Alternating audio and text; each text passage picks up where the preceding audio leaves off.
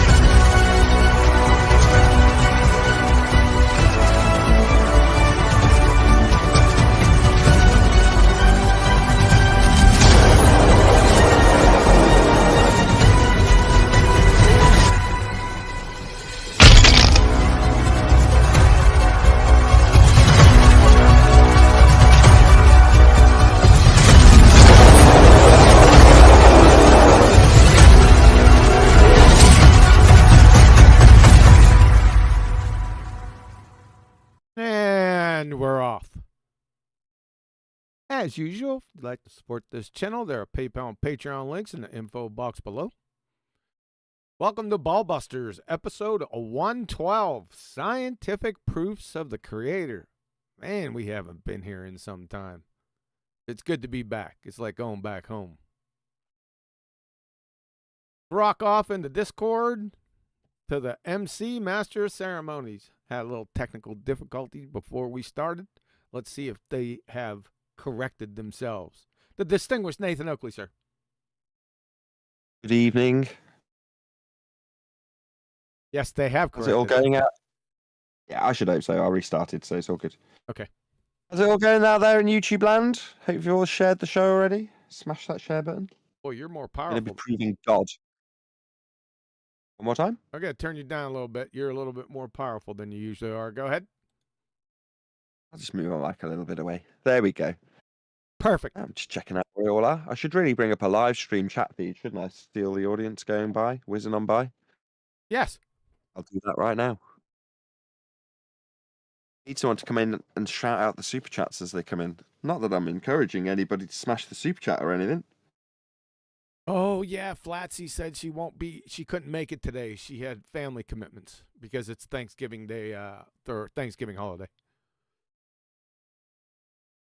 I mean, if no one else takes up the reins, I will do my job, as I am supposed to do it anyway. And I'll shout him out as I see him. Just to click on viewer activity, just in case I miss one. Click on viewer activity in your little YouTube dashboard, and then hopefully we won't miss any.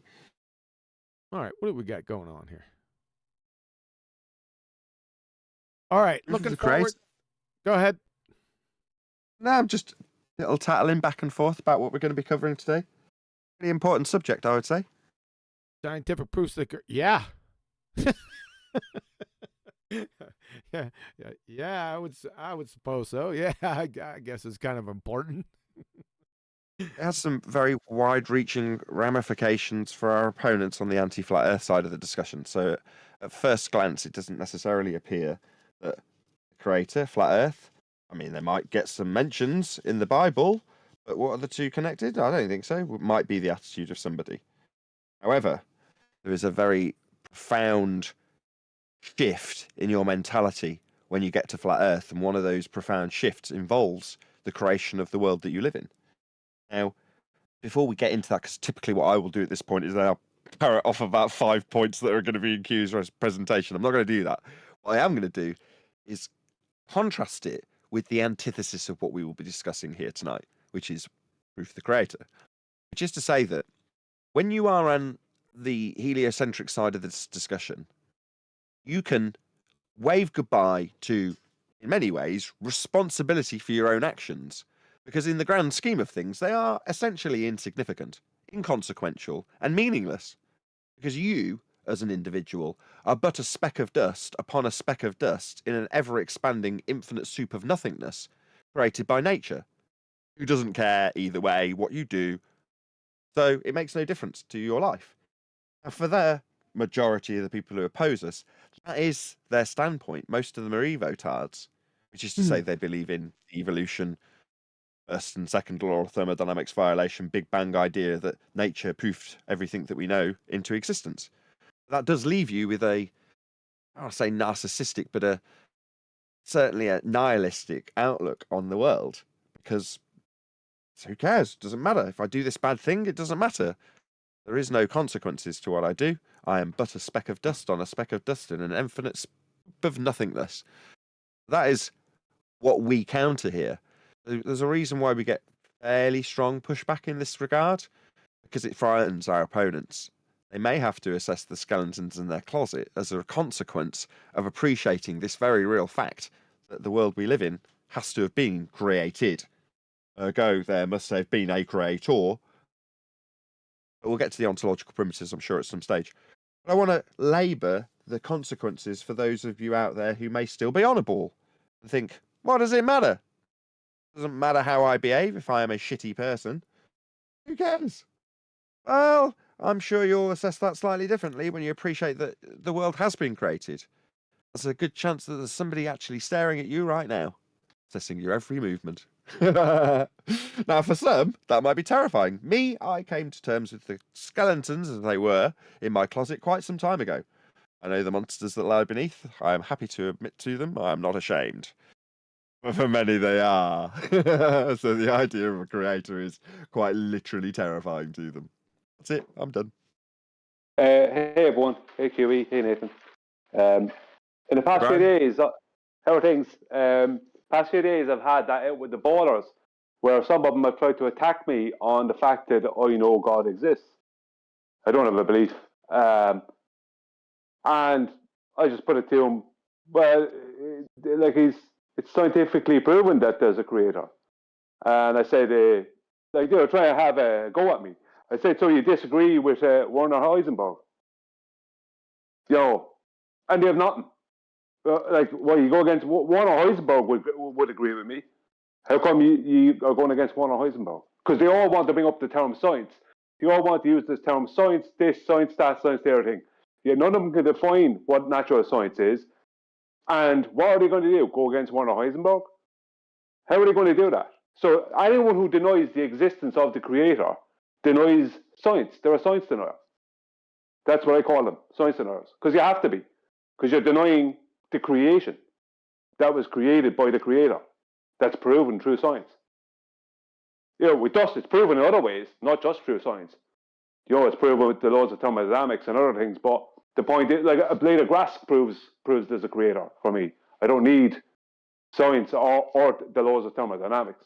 But the point is that if you're claiming there is no creator, then you are actually a science denier.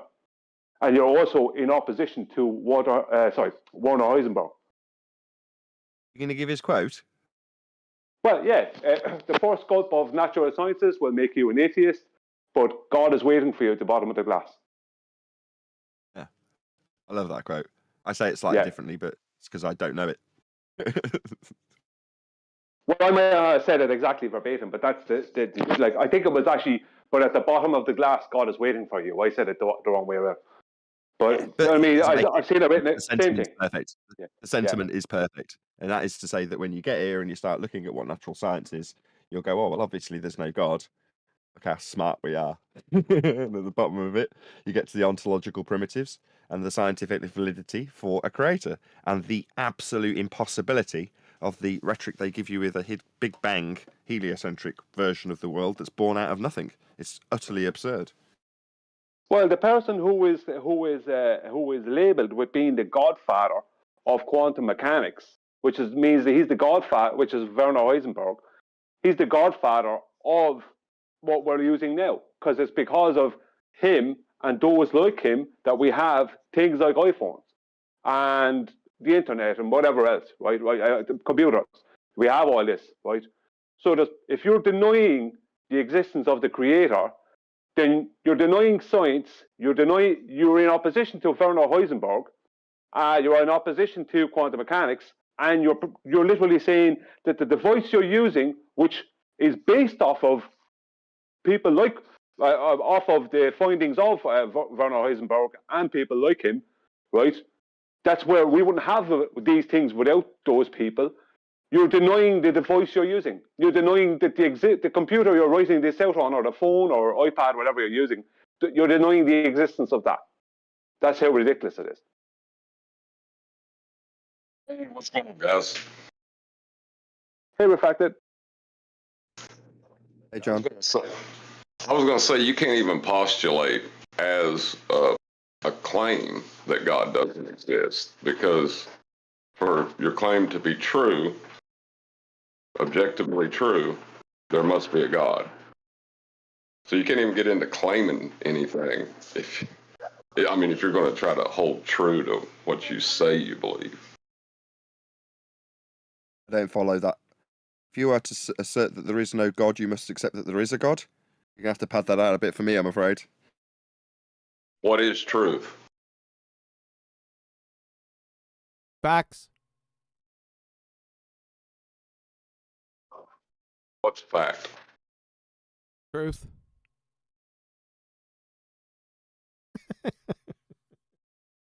What is the truth, though? Like, can you define the truth? Yes. Facts.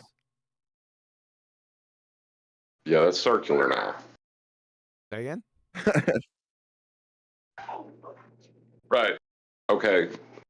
If you say facts are the truth and the truth are facts, you don't really have any meaning in that. Truth. Well, let's look it up. Truth definition. Oh, that doesn't make any sense. This says the quality or state of being true. Well, you can't use the same word in definition. But you didn't say that. You didn't say the quality or state of being true. You just said facts, truth. I know, facts. that's mine. I knew, but the definition, I'm giving you the definition from Oxford Dictionaries. I'm saying that that's incorrect, but let me go on further. Another definition, a fact. There you go. That which is true or in accordance with the fact or reality. There you go. So I am correct. Refracted. Yeah, I like that because we can go on from there, right? In accordance with reality, John. You're talking about knowing, John. See, the fact, right, or the truth, it is that which conforms to the mind of God. That's what a fact will be. That's what the truth will be. I thought you were going to the knowing. God. I think we're headed off the reservation. I think you need to back away from the mic for a couple minutes. We'll get this. We'll get this all ferreted out. Don't worry. Well, no, it'll be quick. How do you know what's true then? Something that's factual. How do you know what? How do you know it? How do I know that a fact is true? Yeah, it's going back to like your original epistemology. Like you have to accept something that is validated. Are we going to play the synonym game here? Yeah, I'm not using synonyms. You are. Oh, brother. All right, let's recover. Back to God. I want to know. Your statement started off with, to deny God, you must accept there is a God.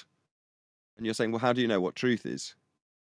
Or facts? Well, you don't get objective truth or facts without God. Well, information would be kind of a... Hold on, Brian. Go on, John. Well, it's to know the truth, right? Because it's not just saying it's a fact. How do you know that? It becomes an infinite regress fallacy without a pository of information for you to either receive revelation from or be that pository yourself. It does come back to information, the transference and receiving and deduction, or whatever the word would be.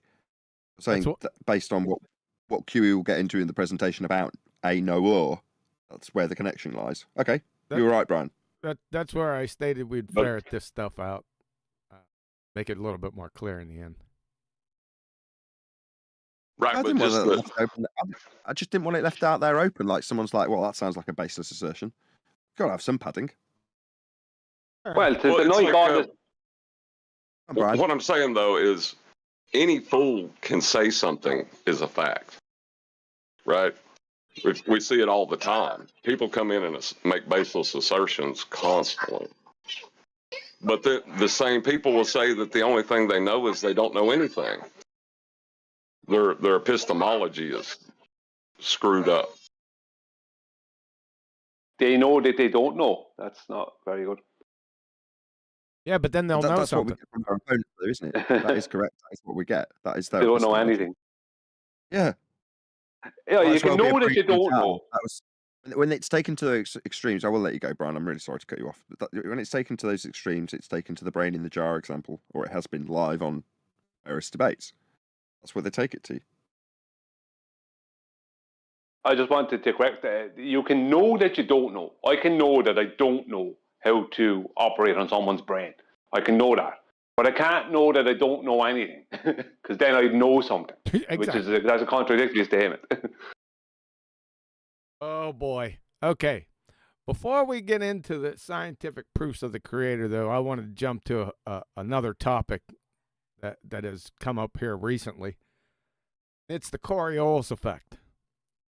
So we got some problems out there. I don't know why. I do know why, because it's a confusing, convoluted subject, because you get different answers depending on where you go. So you have to sift through all the misinformation to get to what it exactly is. So let's take a look at this. You guys don't mind if I stop here, do you? I didn't. You do know I went on his show to correct him, right? Say again? You do know that I went on while he was live and corrected him, right? It's not just that. I've been hearing it for the past couple months.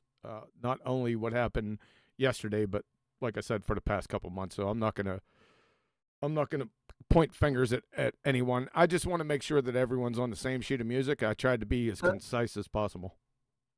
Well, isn't this a bit of an unexpected spin to the theme of the show? Yes. Boom, boom.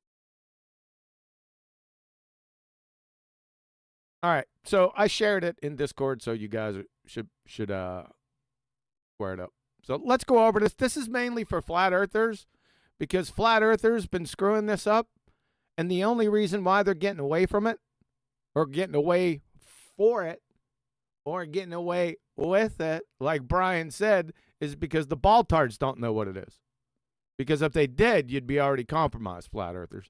Now, I don't understand why you don't get this. I've been teaching on this for about 8 years, right?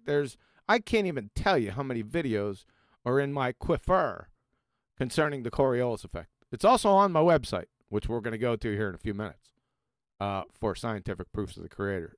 So if you want to go there, check it out. If you want to go back for some pedigree information, I would check some of the videos. Just go to my channel, hit flat earth proofs if the Coriolis effect doesn't come up. I'm sure I did Coriolis effect individual blocks of instruction. But I just wanted to do this right. I'm going to leave this up for a while. We're going to go through this one time, and then I'm going to circle back. Okay, so here's what the Coriolis effect is. Coriolis effect is a fictitious force. It's an optical illusion, people. Flat earthers. I'm just talking to flat earthers here. It's an optical illusion resulting from an object moving in a straight path through an inertial reference frame being viewed from a rotating, curving, non-inertial reference frame. Don't worry, I'm going to define these terms down below. From the viewpoint of the non-inertial frame observer, the object appears to follow a curved path, whilst in actuality, the object continues to follow a straight path. The reason the object appears to be following a curved path is because the non-inertial reference frame observer is curving, rotating, not the fucking object. Definition of key terms. Appears.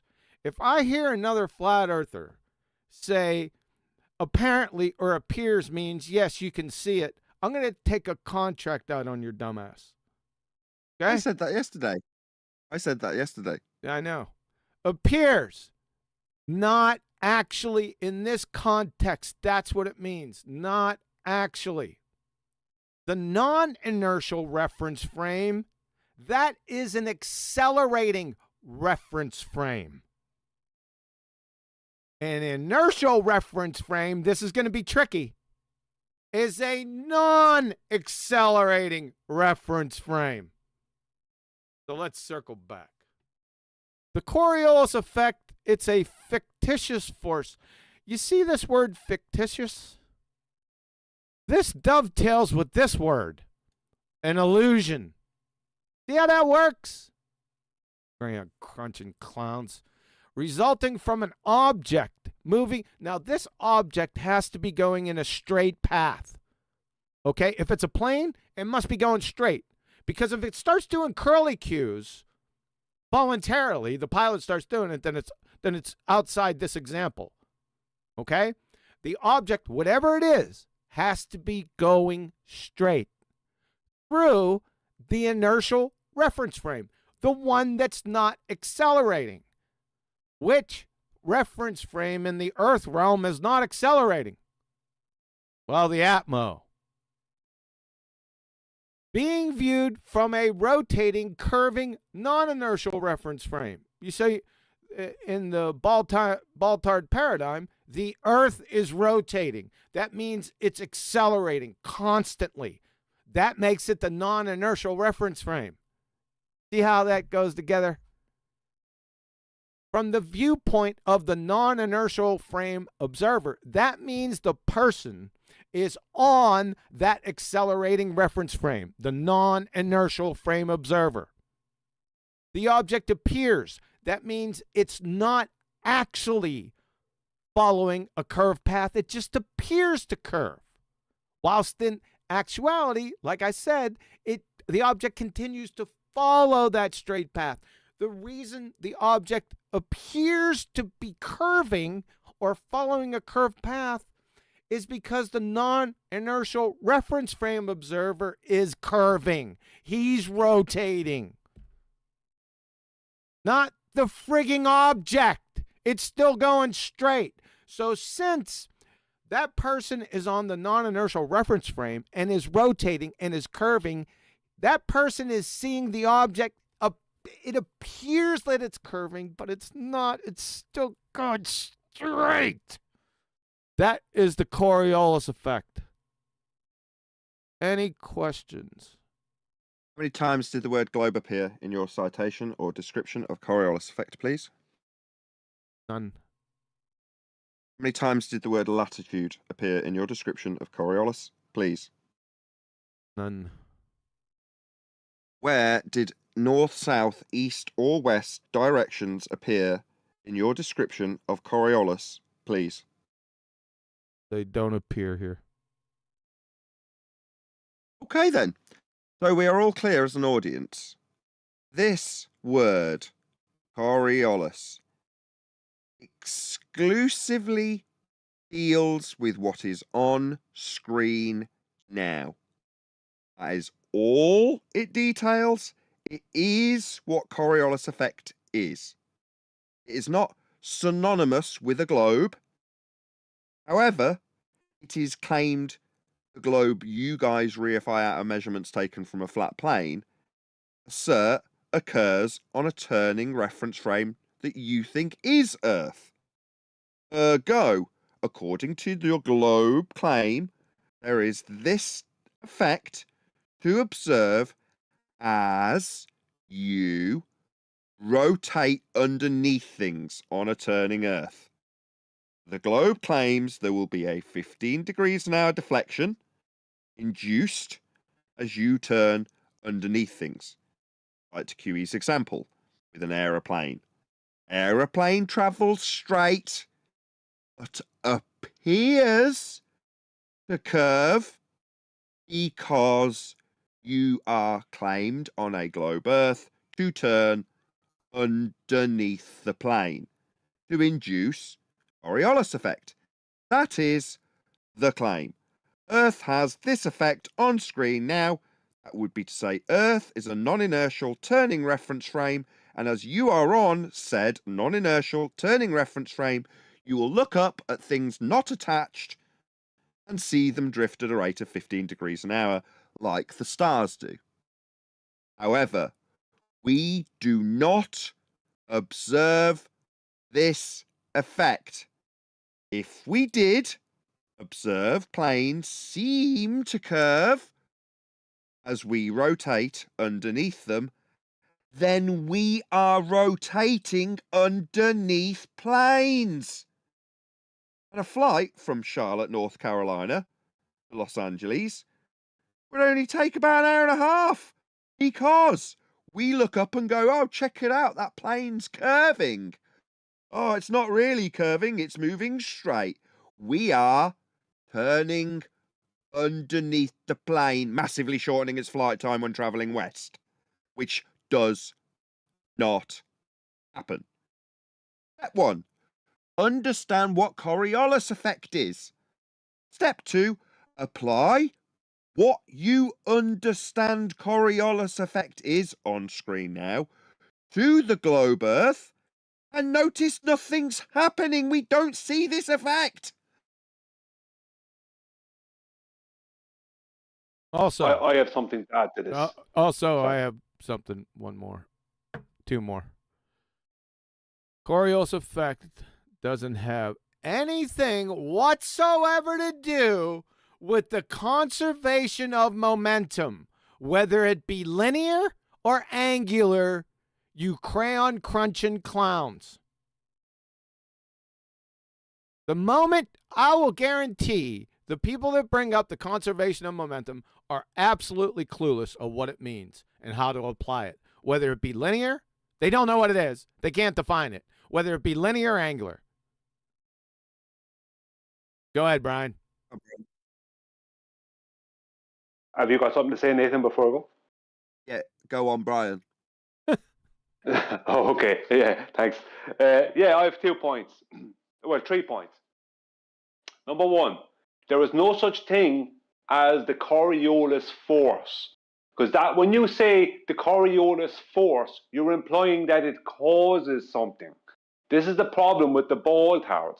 They keep on, in their mind, it's causing things like weather systems, hurricanes, all these things. In their mind, it's causing things, right? Not realizing that the only way it actually applies to their globe is that if we were rotating, then the stars, and this is my second point, would apparently drift. Now, Nathan, I have to pull you on that because you have a habit of saying drifting at 15 degrees per hour.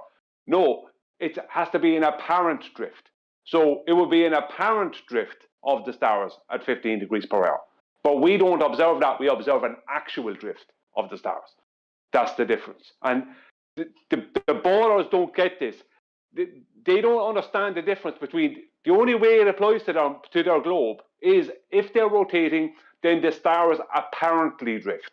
But it's actually not the stars that are moving, but us then on the Earth that's rotating, right? But right. Yeah. It is officially noted, if I may, it is officially noted, though, that Coriolis force isn't actually a force, and I think it's just misleading, just like specific gravity, right? It has nothing to do with gravity. Yeah, they called it that. Yes. Yeah, I'll get to that. The Flatzoid had yesterday. The problem Flatzoid had is, like, all right, there's a force being described. No, the force is applied to the non-inertial reference frame, and you're like, the description of Coriolis force, regardless of what a globe citation may say, is the description of the force that curves the ball. You go, okay. The ball is not curving, it only appears to. Well, that appears to curve is what the description of the Coriolis force is on screen now in pink or something, probably. Fictitious force. So yes, you can call it the Coriolis force if you choose to, as long as you understand that the force of the ball curving. What ball curving? There isn't a ball curving. It just looks like it is. But when you describe the ball curving, because from your vantage point, the ball looks like it curves. From your vantage point, the ball takes a curved path. Well, it's a Coriolis force causing that curve that doesn't really exist. Yeah, that's the two things I have to jump on. The use of the term force, it can only be described as a pseudo force, not a force. So when it's called the Coriolis force, regardless of what, I don't care if what university calls it the Coriolis force, it's incorrect to call it that. It can only be termed as a pseudo force because it appears something is happening. It's only apparent, it's not actual. That's the point. You think the object's usually they just leave the entire subject out because it's kind of a side note, side observation. It is a side note. It's redundant. The moment you say Coriolis, it is exclusively describing a fictitious force. Therefore, you can say, well, the force in the Coriolis bends the ball.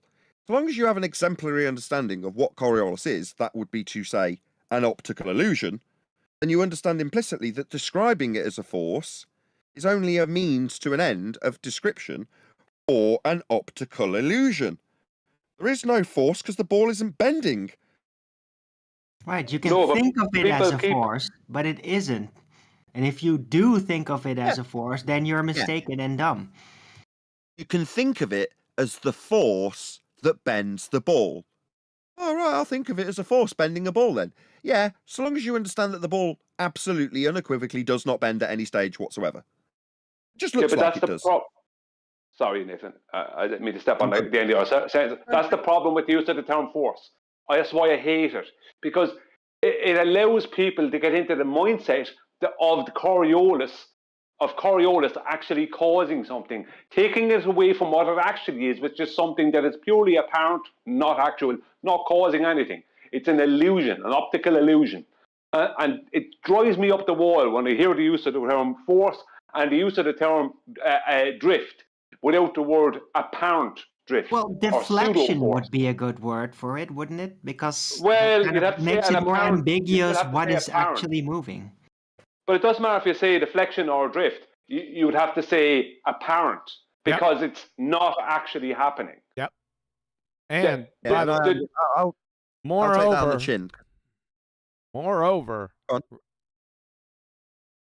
Brian said that a force implies a cause. We're not talking about the Coriolis causes. We're talking about the Coriolis effect, people. Effect. The Coriolis cause, it's nonsensical. This is the Coriolis effect. It's in the name. Go on, Nathan. I'm going to reiterate exactly what you said. It's the effect. It's the, if you're going to describe it as a force, and I might as well just agree with you so you don't jump down the throat, Brian. I completely agree with you when you say they will take the word force and start arguing about the curved path of the plane, like in the case of Wolfie. Oh yeah, I can correct for it. What, the Coriolis effect? Yep. No, you can't. It's an illusion observed from the ground as you turn beneath. That's without any sarcastic ground control to major clown shows. That is essentially the misunderstanding. Misunderstanding being that there is some actual occurrence in the projectile when describing anything with the word Coriolis in it. The moment you have that word Coriolis, you are describing something that appears to happen but doesn't really. And it only appears to happen because of the cause, not being detailed here, of you rotating underneath. Now, when QE broke this down 4 years ago, he went through it step by step for the audience to understand first and foremost what Coriolis is. That's you looking up at a plane on a claim to be turning Earth and seeing it seem to curve. Oh, look, that plane seems to curve. And next to you says, it isn't really curving, it's an illusion known as Coriolis effect. The reason we're seeing the plane in the air look like it curves is because Earth definitely turns underneath the plane so that we can see it look like it curves, Johnny. That's right, Billy. Us turning underneath makes the plane look like it's curving. Gotcha, Johnny. So we're turning underneath then? Yeah, absolutely. We can't have this Coriolis effect unless we have the prerequisite cause of us turning underneath that there plane for us to note how it seems to curve when it really travels straight. So we're all clear that Earth's turning underneath this aeroplane for us to have Coriolis. It's all. We all understand we've got to be turning underneath so we can look up at something moving straight and see it look like it curves. Gotcha. So Earth's turning underneath aeroplanes then? Oh, absolutely. Shortening their flight times enormously when travelling west? No, that doesn't happen. They get Why corrected. not? They get corrected for Coriolis deviation. Ruin my ending, Owen. Thank you so much. Sorry. Why not? Well, how? Billy? Because Earth's conserving the very momentum of the drift that we would have induced, and Coriolis isn't anymore the turning underneath and the not actual drift. It's the bloody plane retaining the Earth's spin so that we see absolutely sod all Coriolis at all. That's why a plane doesn't have a shortened flight time. That's where the argument goes. Thanks for ruining it right in the middle. Well, at the beginning, yeah, I was just going to say at the beginning, how do you measure a radius to get a rotating reference frame to begin with? Yeah, we can go down that road, but we don't want to. That's not what we're talking about. I do. I don't. I don't either, because we need to make it clear. Yes. And I'm going to try and give an example now, or give something that a demonstration that anyone can do for themselves that might help them understand. Take a big marker and a sheet of A4 or bigger, right, white paper, right. On the right side of the paper, draw a straight line down it with the marker. On the left side, draw a curved line down it with the marker. Then sellotape it to your ceiling, stand underneath it, right? So you're looking in the same direction as the line is going straight is going, and then tell yourself you're rotating. And the line that's straight have right on it actual path. The line that's curved right on it, apparent path, right? That's what it is. When you believe that if you want to get into your mind that you're rotating, then that thing that's moving in a straight path will appear to take a curved path, but its actual path is straight. It's because you are rotating that causes it to appear to take a curved path. That's the easiest way to understand it. That's for anyone out there who's confused. Just write that straight line, curved line. The straight line, put it on the ceiling above you. Straight line is the actual direction that something will be taking, right? The curved line is a path that it appears to take to you because you're rotating underneath it. I hope that is some help to someone. Right, Coriolis deviation is only observed by the things that are deviating, that are moving. Never things that stand still. Let's not lose track of the fact that Earth does not exhibit this effect. It's all well and good understanding Coriolis. So what, you can get a better understanding of what Earth does when it doesn't do it. All right. Yeah, people don't. All right, let's wrap it up because we'll go on and get people more confused than they already are. So, toilet flush. So, yeah, thanks. What you need The necessary ingredients for the recipe for the Coriolis effect. You need this guy, the inertial reference frame. What is that? That's a non-accelerating reference frame. That's the first thing you need, okay? The second thing you need is a rotating non-inertial reference frame. That's this guy. That's an accelerating reference frame. The third thing you need is an object moving straight through the inertial reference frame. And number 4, an observer on the non-inertial reference frame. That's what you need. 4 ingredients. If you don't have those 4 ingredients, then you're not anywhere near Coriolis effect. Try pineapple upside down cake. Okay? I'm going to say one last time. If you do have those ingredients on a globe Earth, then flight times become reduced because you're observing stuff drift as you turn underneath it. And that does not happen. Furthermore, and I will strap it on as much as you may object, in order to assert a globe Earth with an axis of rotation, you're going to need to derive a radial value from a flat plane to assert axial rotation. Thanks. Alrighty then. Let's see if we got any questions or comments. Probably not. If they are, I ain't even going to muck with them. I've got a comment. I hate this subject. You? That was supposed to be a concise, 2 minutes? Probably took 15. But it's not the subject that's confusing. It's the confusion that's added to the subject by people believing they're on a globe and then mixing up the subject because they're going from believing that they're apparently seeing the stars rotate to something actually deviating. They're convoluting two contradictory things that have no connection. They're opposite sides of the room. That's the problem. No, Brian, toilets flush because of Coriolis deviation. You know it. Yeah. Actual spin direction. If you're going to look at the way that any water flows in a circle as it goes down a tube, and regardless of the direction of the travel, that's an actual spin direction. Coriolis is the not actual curved path. So toilets is just nonsense thrown into the mix to confuse people. In honesty, Brian, sometimes when we get into the nitty-gritty of these subjects, sorry, I'll keep this brief, QE, it can seem like our opponents are intentionally convoluting globiolus when saying the word Coriolis and describing actual deflection. However, it isn't as nefarious as it seems, and it's one of the rare instances where the typical ad hom against a flat earther is actually true unilaterally to not only flat earthers, but globe earthers also. And that is simply they don't understand. Most of the people in this arena don't understand Coriolis effect. It is that simple. Doesn't mean it doesn't stop them from telling you personally, Brian, or me as an individual, what Coriolis effect is. Yeah, but how could you think of it? What it is. Sorry. I'm sorry. No, I agree. Elaborate, they don't understand, which is absolutely true.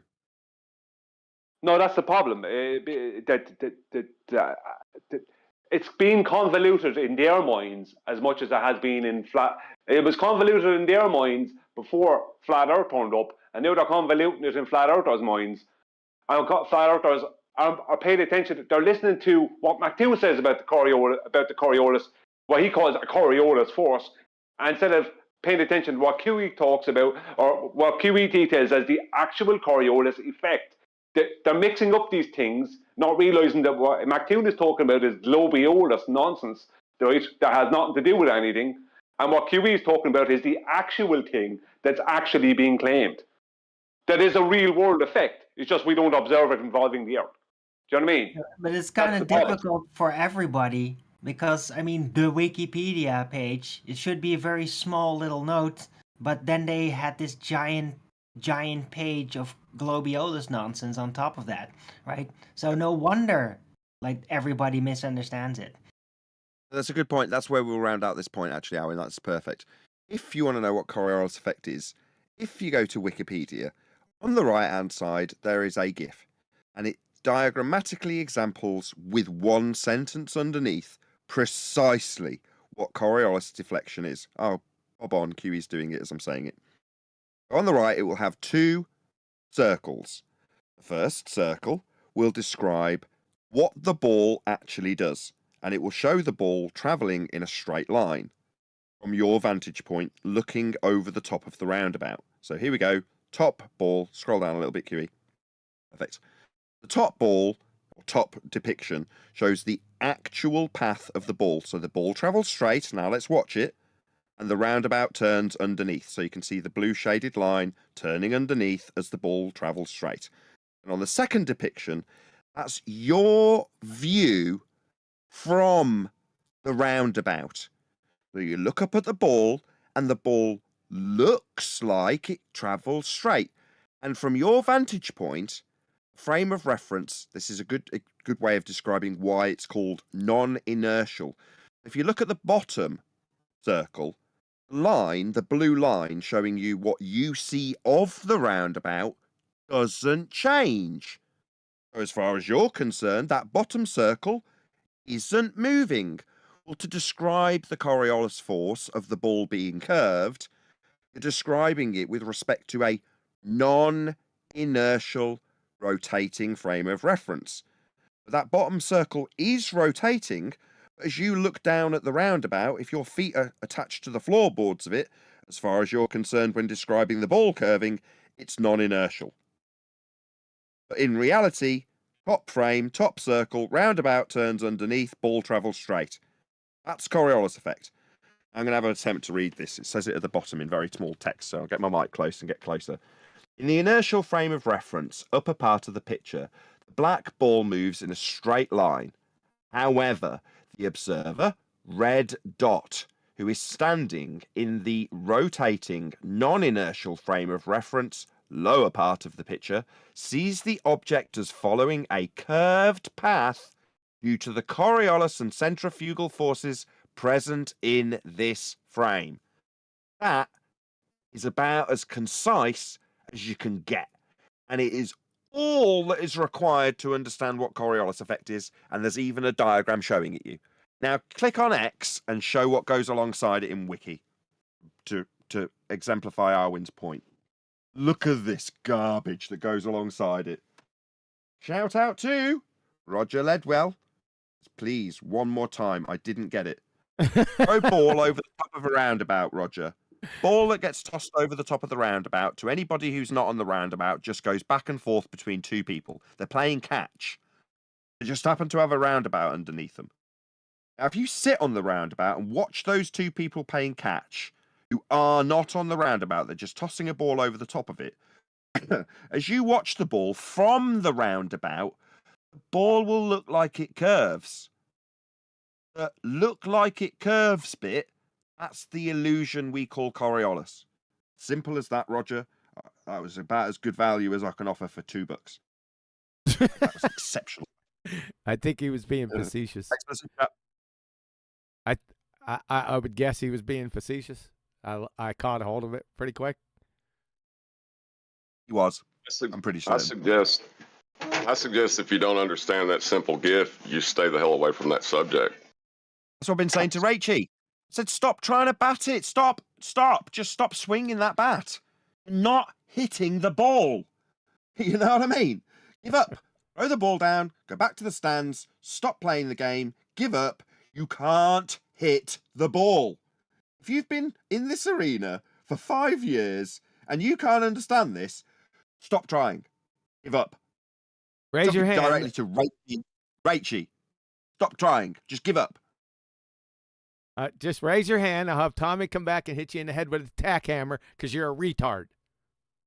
If you've been in here 5 years and don't know what the Coriolis effect is. Simple as that. When I first... sorry.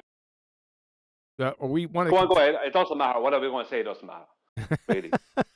Oh, don't be like that, Brian. Insist. You are important. Well, it's not that. It's just didn't want to hold up the show. No, I was going to say, when I first came to Flat Earth, I didn't know what the Coriolis effect was. I had heard of it, but I avoided it because it was so convoluted.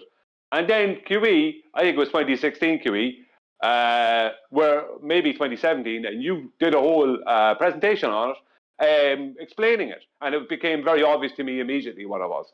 Exactly, yeah, it's just a visual, effect, just an illusion, visual illusion, optical illusion. Better way of saying it. After I understood it, it's so simple that it's super easy to understand, as long as you don't start convoluting it. But everyone convolutes it, and they make it impossible for themselves to understand it. And that's what happens. Yep. Finished.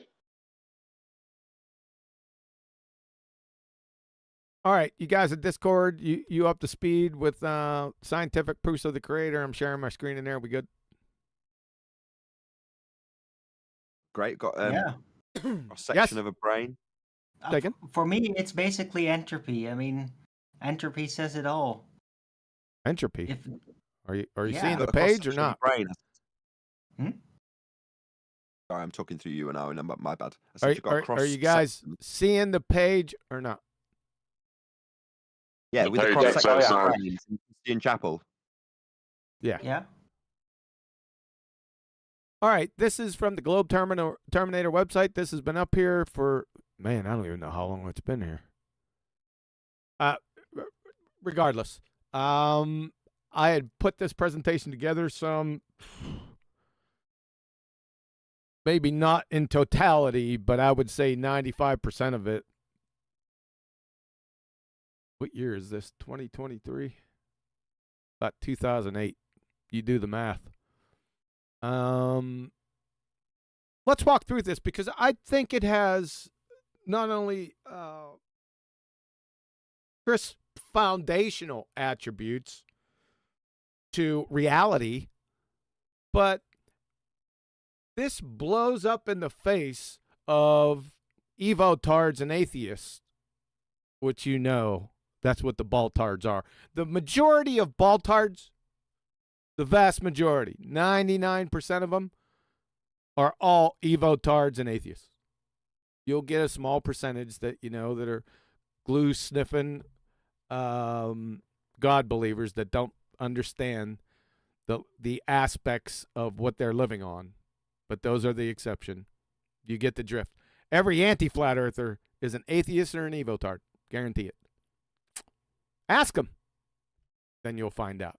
But I digress. Scientific proofs of the Creator. Let's walk through this. There are only two possible worldviews, that is, ontological primitives, that can be held to account for how we, that is, the universe, whatever that may be, and us are here. Only two. Nature, that is, matter and energy, that's unguided. Why? Because nature's not sentient. Or intelligent agency, God guided. Right? You got George Wald. He's going to explain it to you. Nobel laureate, medicine and physiology. Listen closely. The reasonable view was to believe in spontaneous generation.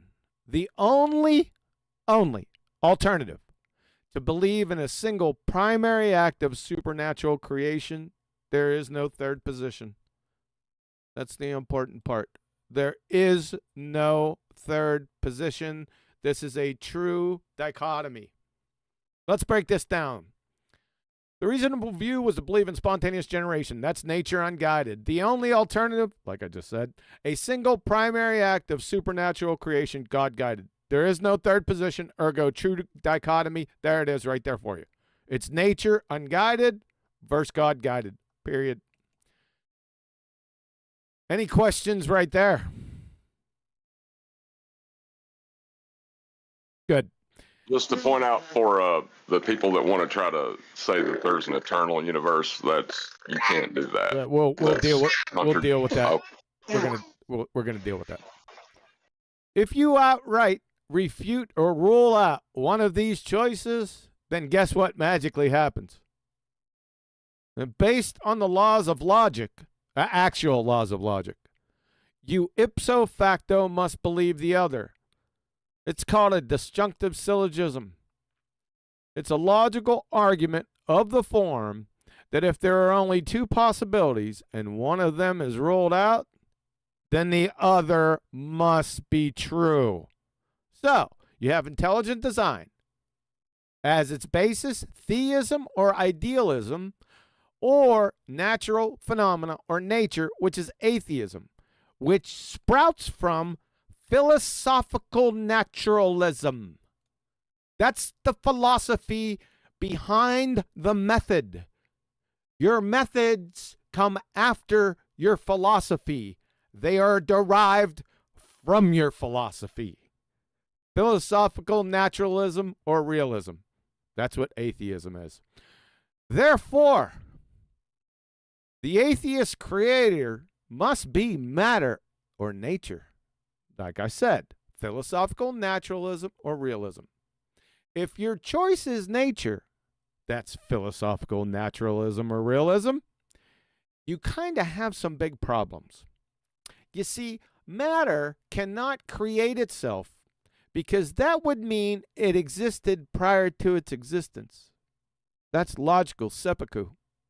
And for Bernard D. Espagnon, The Quantum Theory and Reality, Scientific American, back in '79. Great year, by the way.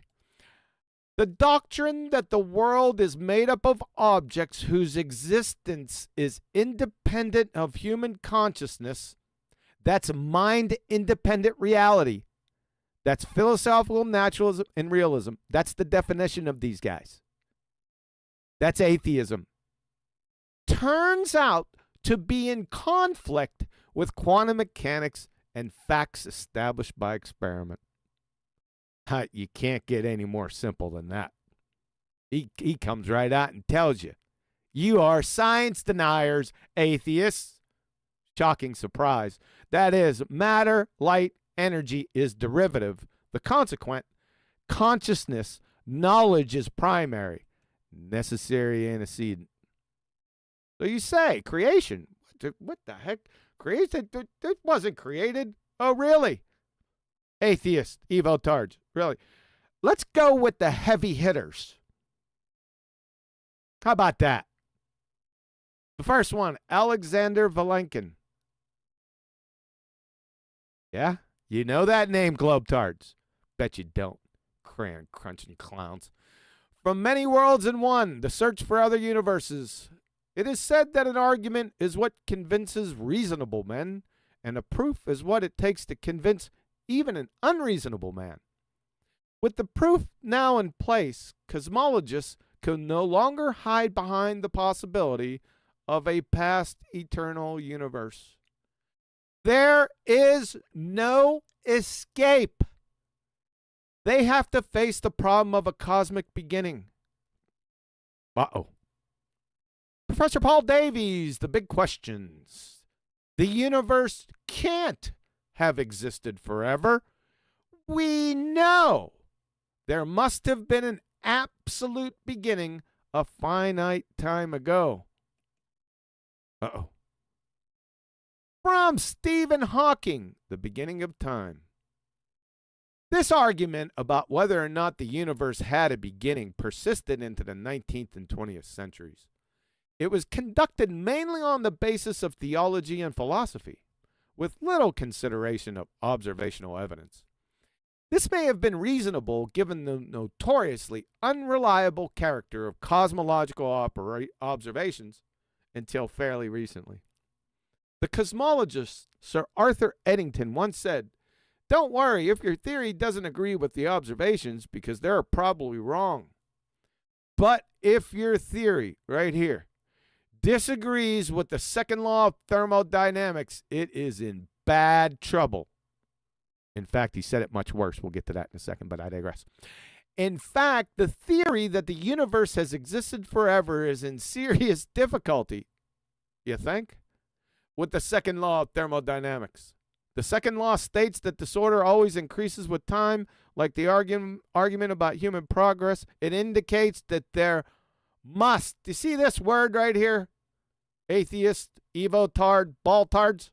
Must have been a beginning. Yeah. So actually, Sir Arthur Eddington said this, which he was paraphrasing above. From 1930, Nature of the Physical World.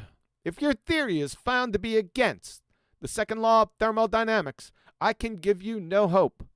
There is nothing for your theory to collapse in the deepest humiliation. He ain't kidding. Therefore, everyone must be a creationist or deny the laws of thermodynamics and quantum mechanics, which we'll get into just below. Choose wisely. Questions, comments up to this point? The only issue I have is with the use of the word universe. Because now I understand why they were putting it in there. It's kind of a catch-all term, and it could be down to what they believed. But sure. What is a universe? What's that? I mean, we haven't experienced the universe. We've experienced a terrestrial world and a sky that we don't understand. Yep. That's all we've experienced.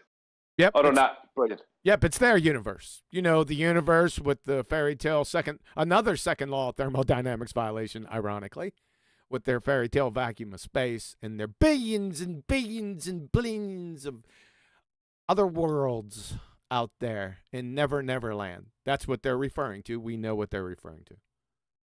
That's not what it's just contradictory. Sorry, it's just contradictory for me. It's like, yep, you can't believe in that and then say that if your theory disagrees with the second law of thermodynamics, then I hold out absolutely no hope for your theory. It's like your belief is in contradiction with the second law of thermodynamics. You know what I mean? So, unfortunate. It's unfortunate. They're great people, but it's unfortunate.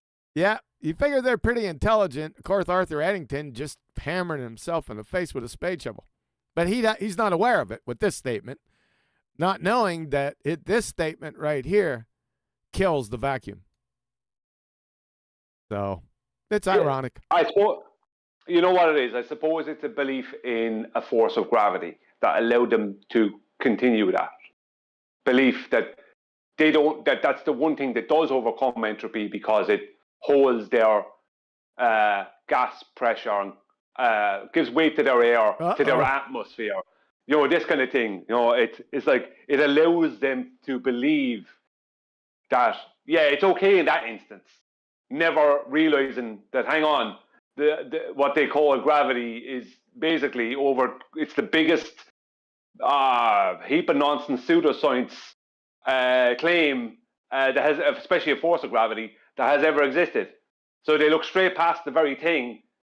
They're looking straight past the very thing that is the biggest red flag in the room, if you understand what I mean. So you're saying they're whistling past the graveyard? Absolutely, yeah, they have to have been. So let's branch off. I'd like to deal with this topic that you said that air has weight. Really? That's what they think? That air must have weight, right, Brian? Well, do they have a problem with that? Is there a problem? Massive problem. Massive problem with that. Because if air had weight, then objects weighed in a vacuum would weigh less. But in reality, objects weighed in a vacuum weigh more, destroying that whole model from that exact point on. Kablooey! Yeah. I love it when a plan comes together. I like that dovetail. All right. Any other comments? Yeah. Yep. Good. Thank you. Any other comments before we move on? I would like to say that's why the disjunctive syllogism holds true, is because of the second law of thermodynamics. That's why there's a dichotomy formed. A lot of people don't understand that. Anything else? I'll take that as a no. Scientific proofs of the Creator. Bear in mind, these are not belief propositions. They are knowledge claims. These are antithetical to each other. This one and this one. Number 1. Number 2. Number 4 are based on information. Number 1, information code software is only ever caused by intelligent agency without exception. That is, Whenever we find information existing and trace it back to its source, it invariably leads to an intelligent agent every single time. Support Library of Congress, all books, all newspapers, all languages, all computer software. The information age. If you cry foul and claim there is no information or code in the genetic code, you're absolutely screwed.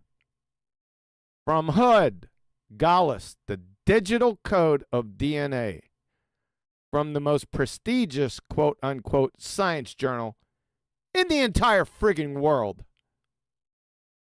DNA has two types of digital information. The genes that encode proteins, which are the molecular machines of life, and the gene regulatory networks that specify the behavior of said genes. This is a big problem. So, are genes natural? Is DNA natural? That's the question. Be very careful with your next, and that was rhetorical. Be very careful with that next answer. Oh, by the way, these are heavy hitters. I put nothing but heavy hitters in this presentation, baby. These are some large, pipe-hitting, heavy hitters. From H.P. Yockey, the father of information theory, origin of life on Earth, and Shannon's theory of communication. Shannon's theory doesn't do anything or deal anything with the meaning of information, by the way, but I digress. The genetic code performs a mapping between the sequences of the 4 nucleotides in messenger RNA to the sequences of the 20 amino acids in protein. It is highly relevant to the origin of life that the genetic code is constructed to confront and solve the problems of communication and recording by the same principles. See that? Found both in genetic information system and in modern computer and communication codes. See the semblance here? This is a big problem. Not for me, for evotards, ball-tard atheists. And then we have Richard Dawkins, the blind watchmaker. He should just sort of put the blind. Listen to what he has to say. There is enough storage capacity in the DNA of a single lily seed or a single salamander sperm to store the Encyclopedia Britannica 60 times over. Some species of the unjustly called primitive amoebas has as much information in their DNA as 1,000 Encyclopedia Britannicas. Oh boy. I have roughly 1.8 million more in support if needed. So, my position, the default position, of course, the null hypothesis. Nature/natural phenomena causation cannot create algorithmic cybernetic coding and decoding schemes. That's information, particularly, but not limited to, transcription and translation. Your position, the your in here, is ball-tard, evotard, atheist. This is your position. It's just it. You can't get out of it. You have the alternative hypothesis. Nature or natural phenomena causation can create algorithmic cybernetic coding and decoding schemes, the same ones from above. So, essentially, you must show, that is the ball-tard, evotard, atheist-tard, you must show ink, paper, and glue molecules authoring technical instruction manuals and blueprints. If you're playing dumb and don't understand the analogy, well, I wrote it out here for you. The ink, paper, and glue molecules are ribose, nucleobases, and activated phosphates. And the technical instruction manuals, blueprints is DNA. Say goodnight, Crayon Muncher. You better validate this hypothesis. It's not a hypothesis in perpetuity. It is a hypothesis right frigging now. Validate this now, because if you don't, the default, that is the null hypothesis, stands. That's how it works. Therefore, a creator, essentially code, information, such as a book, Morse code, DNA instructions, etc. Information is only created by authors. That's an intelligent agent. DNA is a code. Therefore, DNA has an author creator. Slam dunk.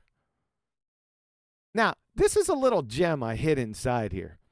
If you take a look at this, this is a concise version of the Supernatural Atheist presentation I gave a few weeks ago. If you'd like, you can go back and review that presentation. It's very short and very funny, and it comes directly from just a few sentences. The PS is killer. Question: if you're an atheist, that is a philosophical naturalist or a realist, whose quintessential cornerstone belief is that matter and energy is all there is, well, you have to do that because that's what these say. But I digress. Is that matter or energy is all that there is, how you account for the existence of information, por favor? Because you got Norbert Wiener, professor of mathematics at MIT, state prima facie, information is information, neither matter nor energy. So how can we have information existing that's neither matter nor energy, but in your atheistic train wreck worldview have matter and energy only existing? Where's this at? I'll say it for you. You see that? Kablooey. Questions or comments to this point? Yeah, I'll go unless Nathan or someone wants to go first because I spoke last. But if not, I'll go ahead. Yeah. Within their paradigm, right, the general heliocentric globe model paradigm, their belief is that there was a Big Bang event. Now, for that to happen, obviously you're going to correct me if I'm wrong, but for that to happen, then matter and energy already needed to exist, number one. Number two is they were given that by the Catholic Church, who claim that God is real, right, a creator. And number three is they don't have information.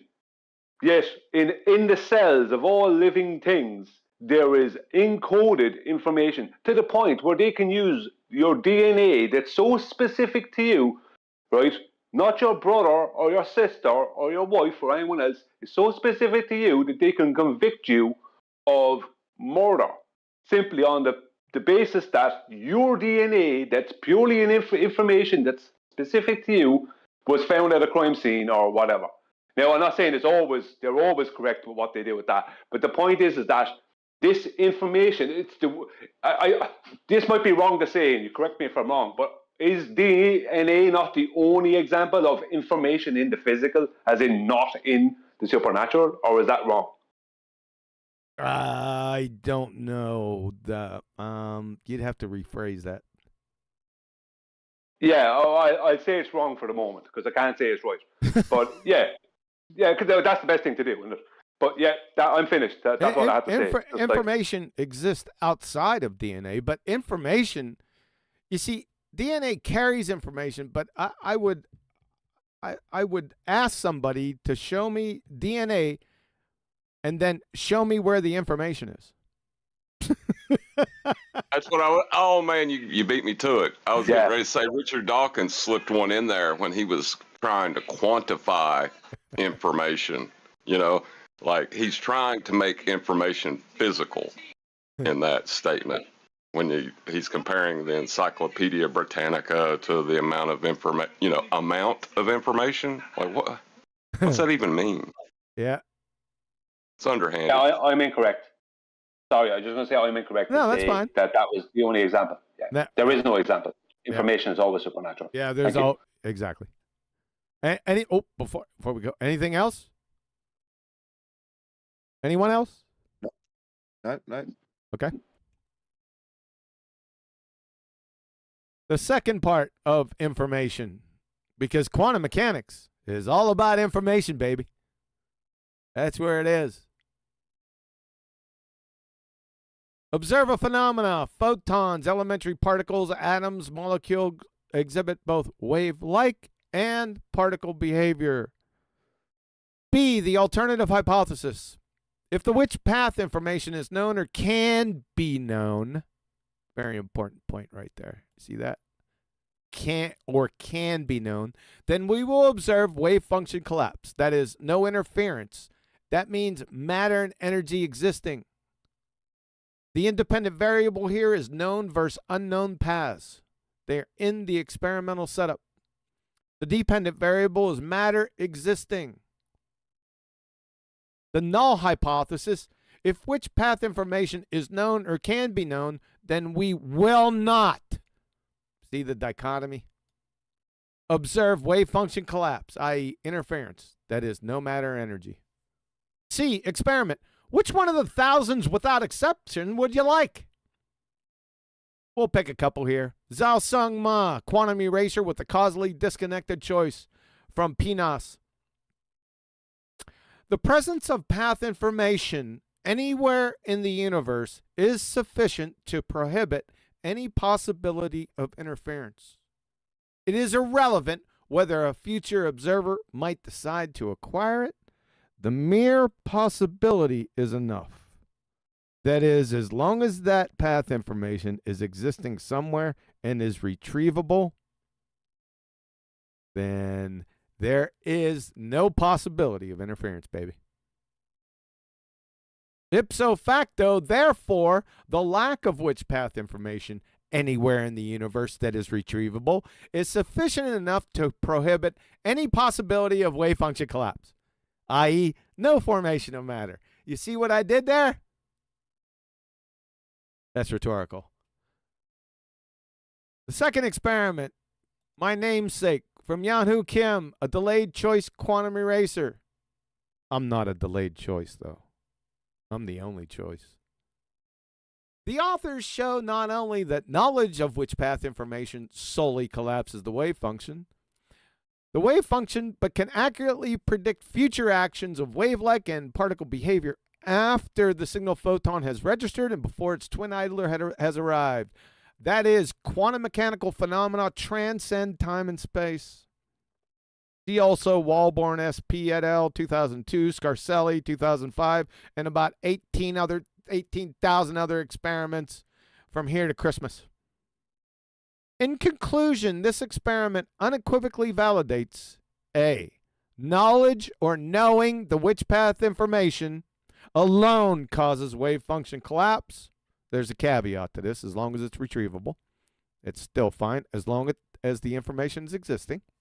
B, decoherence. Physical interaction with measuring devices does not cause wave function collapse. And C, quantum mechanical phenomena transcend time and space. That is, space-time has no meaning in quantum mechanics. Special note, C pummels the mytho-mathematical philosopher with a calculator Einstein into the incoherent oblivion. That's why this crayon muncher, for his life, was trying to debunk quantum mechanics, leading off with the EPR paradox. But we needed him. He was the numpty canvas so we could paint our Rembrandt. So thank you very much, you mytho-mathematical fairy tale calculating philosopher. Ergo matter, or energy, our reality doesn't exist without first a knower or the existence of the which path information. You can't have which path information without a knower. Follow? So this is an incestuous circle feedback loop. That is, matter and energy is derivative. The consequent consciousness, knowledge is primary, necessary antecedent. Another fatal dagger, non-locality. That is, instantaneous actions at a distance. To overturn the scientific falsification of locality and by direct proxy, philosophical naturalism and realism, that's atheism, by the way, whereby invalidating idealism, that's Christianity. That's not a religion, by the way. And as an ancillary benefit, collect yourself a feather in your cap Nobel Prize. Please take up the Quantum Randy Challenge. And guess what? She's still active. I just checked on her. And this is from 2012. The Quantum Randy Challenge, henceforth QRC, challenges any pseudoscientist, you, globetard, evotard, as it were, who claims that quantum physics is not true. And the quantum entanglement experiments can be explained by a classically realistic and locally causal model. You need to do this, or you're finished.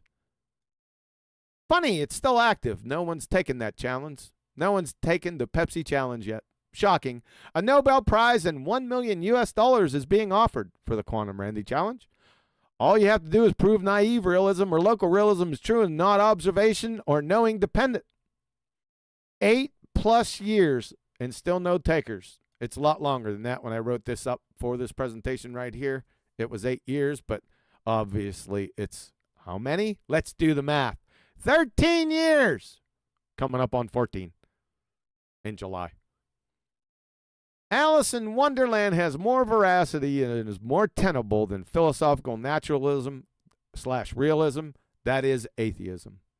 Therefore, a creator. How you like that?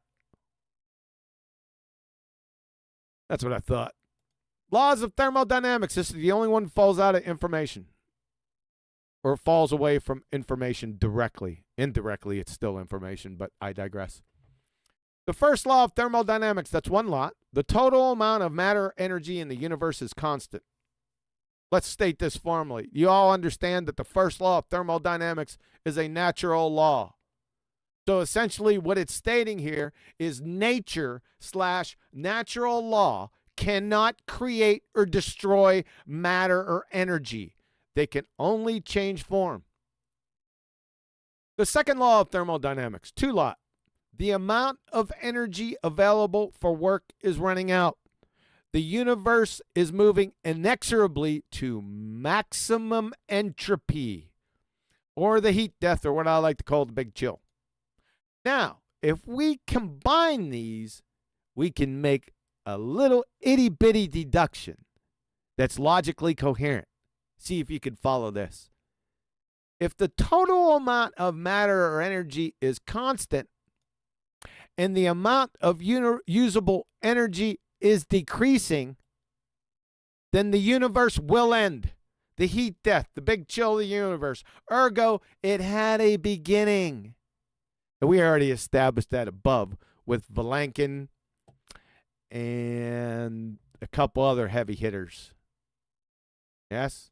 It had a beginning and not the Big Bang pseudoscience train wreck. So let's consolidate this.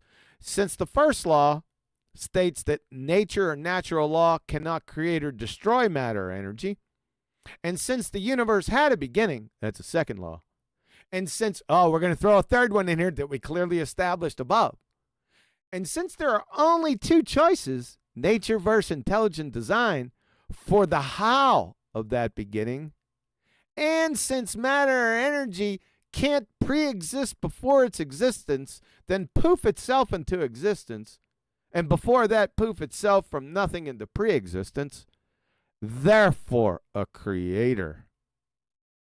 How you like that? Try to get out of that one. Questions or comments up to that point? Get down there. Well, I'll go first, as I didn't hear anyone else chime in. I don't even think you need to go even past the first law of thermodynamics, because if nature can't create nor destroy matter or energy, then that's the end of the claim that nature created itself. It's the end of it. Yes. Now, I know people, I understand why there's more meat on the bones, but you don't need it. Yeah. But Nathan, can you hear him? Listen to him now. Yeah. He's advising me that I can't go to the more meat on the bone. He's saying I don't need this. I should just stick right there, plant my flag right here with this. You hear that coming from him? How ironic is that? It's ironic, but it's also correct. But by the same token, while it's correct, you've got to know the ancillary stuff to be able to take it to that simplistic level and win when someone challenges you. If you don't know the rest of it, and if you just give people that, they don't know the rest of it, do they? No, I understand why there's the need to know the other points. I understand that, and I'm not even advising you. I didn't mean it in that way. I was just saying for anyone out there, like the simplest debunk. It's not the simplest, but it is the simplest in another way. Is the first law of thermodynamics debunks the whole idea that we are an accident and we've evolved, whatever that means to them, to whoever is going to use the term. I mean, I could use the horizon the same way. You friggin' hypocrite. Yeah. Yeah. Well, you'd actually need these two in combination, but you're right. I could essentially stop right there. Yeah, I could have. And then you need, the one where you get rid of what they claim is a third choice of an eternal universe. That's what you need the second law. Yep. To shut that down. Yep. Because they will go there in their desperation. Yep. Every time. Exactly. Eternal law was a ridiculous claim. Eternal makes no sense. It doesn't have, even mathematically, nothing can be eternal, if you understand what I mean. Yep. I mean, it makes no sense. It has no, nothing can be eternal. Nothing can be eternal. It's impossible. It's based on our infinite conception in the first place, isn't it? Right? Infinite is also just a mathematical idea or something, not real. It doesn't even make sense mathematically. Right. Remember dividing by 0?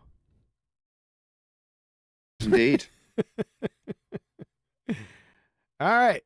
Well, that's isn't it? Divide by 0, get everything in the known existence of the universe. That's essentially the maths for the Big Bang, isn't it? Yes.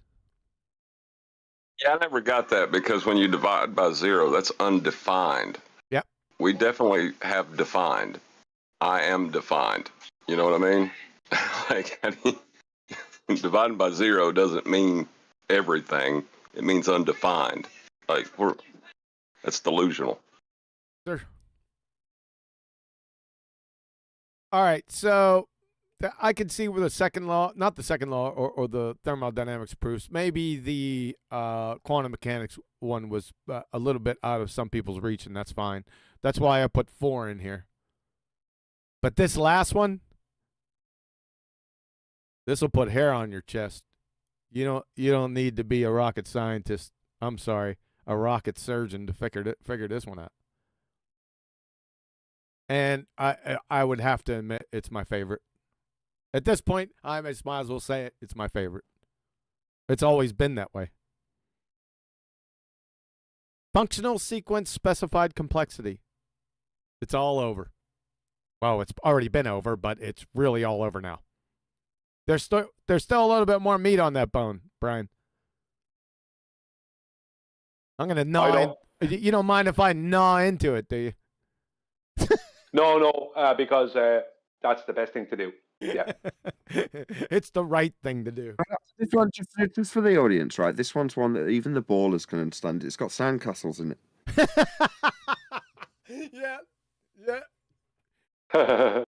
Yeah. All right, here we go. Functional sequence specify complexity. Now, I know a lot of people have heard, numpty dipshits bring up complexity. Well, you think this is complex and complexity can do this and that. If somebody does that, then you already know they're a pretender clown fraud because they don't know what complexity is.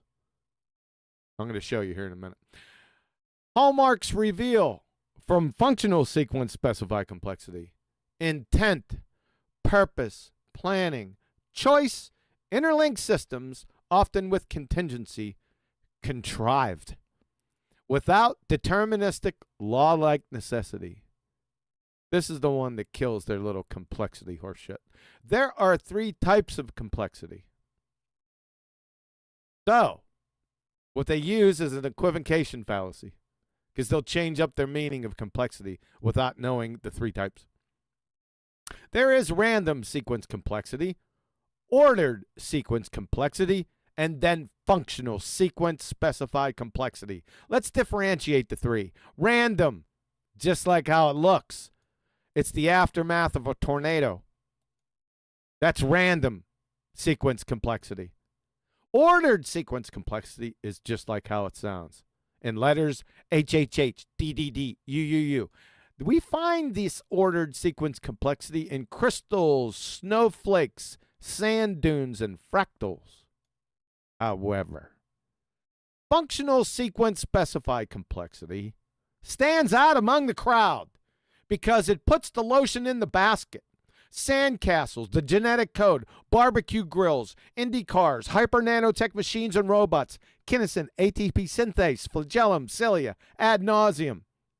So, random sequence complexity and ordered sequence complexity are nature constructs. Functional sequence complexity is an intelligent design construct. The difference between this...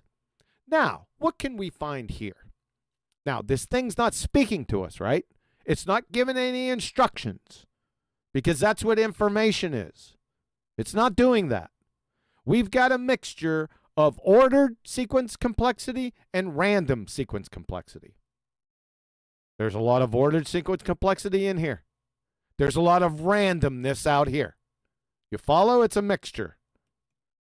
So you got the comparison between that and that. This is a prime example of functional sequence specified complexity. The functional sequence specified complexity of a single alleged primitive cell dwarfs that of this sandcastle by exponential magnitudes. Where'd this all come from?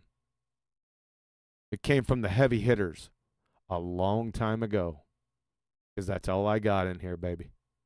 Leslie Orgel, the grand poobah of origin of life research from 1973. Listen closely. In brief, living organisms are distinguished by their specified complexity, baby. Crystals are usually taken as prototypes of simple, well-specified structures because they consist of a very large number of identical molecules packed together in a uniform way. Lumps of granite or random mixtures of polymers are examples of structures that are complex but not specified. The crystals fail to qualify as living because they lack complexity. The mixtures of polymers fail to qualify because they lack specificity, baby. That'll put some hair on your back. Back to H.P. Yockey, the grand poobah of information theory. Listen to this and how it dovetails with what I just went over.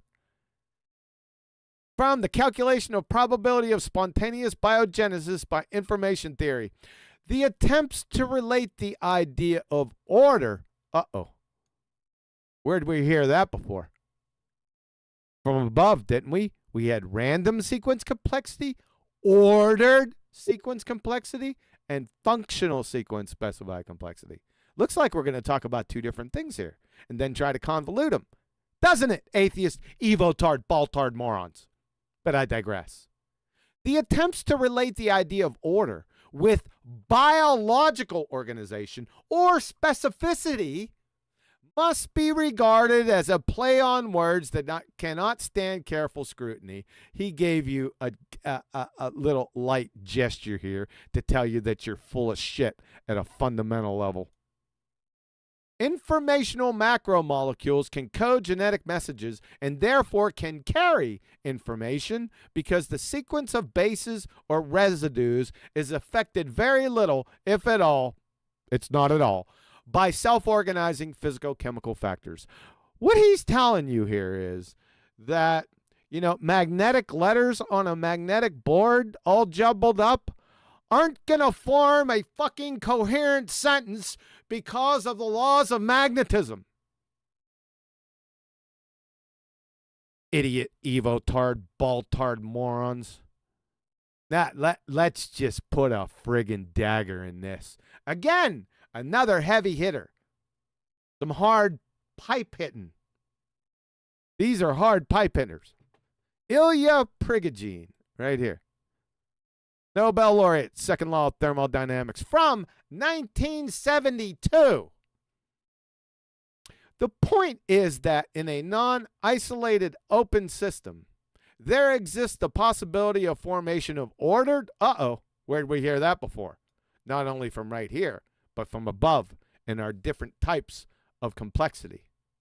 But I digress. Let me start over. The point is that in a non-isolated open system, there exists a possibility for formation of ordered, low-entropy structures. Are you listening, Professor Dave? You refrigerator ice cube moron? But I digress. Let me start over. The point is that in a non-isolated open system, there exists a possibility for formation of ordered, low-entropy structures at sufficiently low temperatures. This ordering, here we go again, principle is responsible for the appearance of ordered, there you go again, structures such as crystals, as well as for the phenomena of phase transitions, such as snowflakes and ice crystals. Here comes the punchline. Unfortunately, that's unfortunately for you ball-tard, evo-tard, numpty atheist, unfortunately for you, this principle cannot explain the formation of biological structures. Duh! That's what I've been saying the whole time. The whole time. No amount of random sequence complexity or ordered sequence complexity or the combination thereof will ever lead to a single shred of functional sequence specified complexity. Examples of functional sequence specified complexity. I already had one with the sandcastle above. Here's a couple more for you. Cholecystokinin. This is a peptide hormone, that is, functional protein, produced in the mucosal epithelium of the small intestine and stimulates the release of digestive enzymes from the pancreas. It's vital for digestion and absorption. Without it, you die.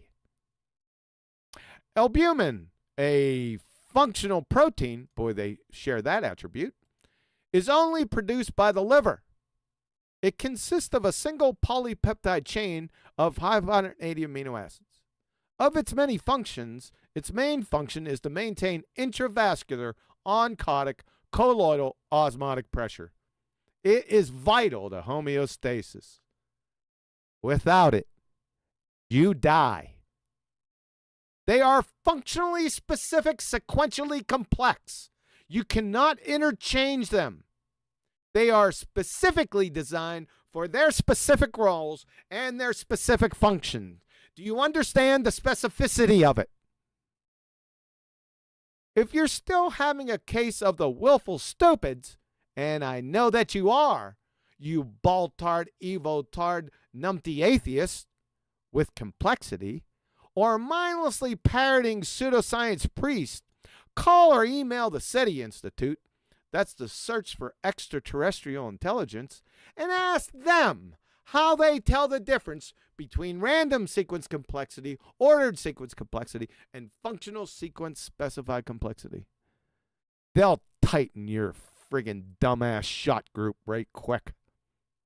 In conclusion, information, all of biology, all of life, the genetic code, replication, transcription, translation, every single metabolic pathway, all of physics, that's quantum mechanics, sunshines. Basically, all of reality are the quintessential examples of functional sequence specified complexity. Therefore, a creator. It's just that simple. The largest escrow closing in the history of the universe is at the door. Well, what's your choice?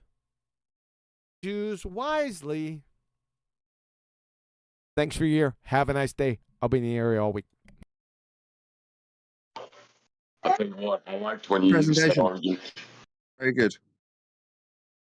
Yeah, I might say something. about it, the last part, if you don't mind. That was epic, brilliant. I love this presentation. Every time I hear it, I love it. If people think that this is an example I personally always affirm, if people think that a blade of grass is just a random occurrence, then if you're sitting on a beach and you see waves lapping onto the shore, and when one of those waves leaves the shore, recedes, there is a perfect world-winning sandcastle there.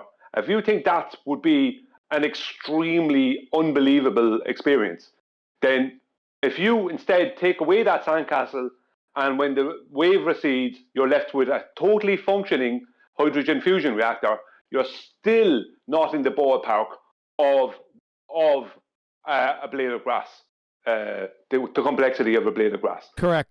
It's even that's a false equivalency. So and that's just for a blade of grass. So I don't know where they're going to go with that. They have to live in denial of reality. That's what they must do. Otherwise, there is no way to deny those facts other than to deny reality. It's that simple. Thank you. I like this argument on agnostics because it puts them in a position where they can't claim they don't know. Yes. I love it. Yeah. Exactly. And then you get agnostic atheists, which is a paradox.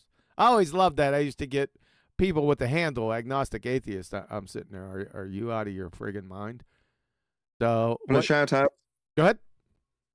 Shout out to Vlad on Flat Earth's epic presentation. Thanks, QE and everyone on the panel. Cheers to everyone in Discord and YouTube. Also, AB Jude just gives you money and a super sticker with like little hippos. Thank you very much, both of you, for the super chats. It's like shooting hippos in a fishbowl. I get the analogy or the metaphor. If anyone wants to disagree with that presentation, just remember, and you want to claim science, right? And you want to use.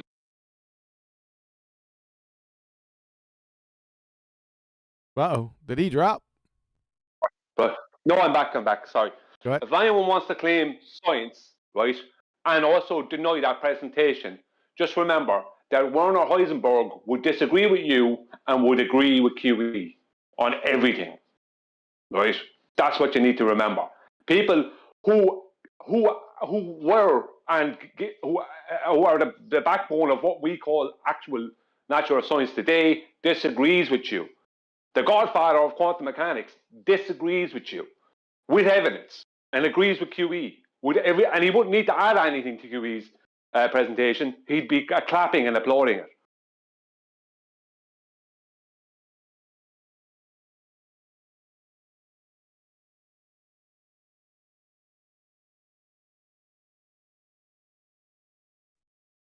I've seen this argument take place on Discord 24/7, and he was arguing with an agnostic, and she tried to say, "Well, I can hold a position I don't know." You remember what she said to her, QE? Ooh, no. What did I say?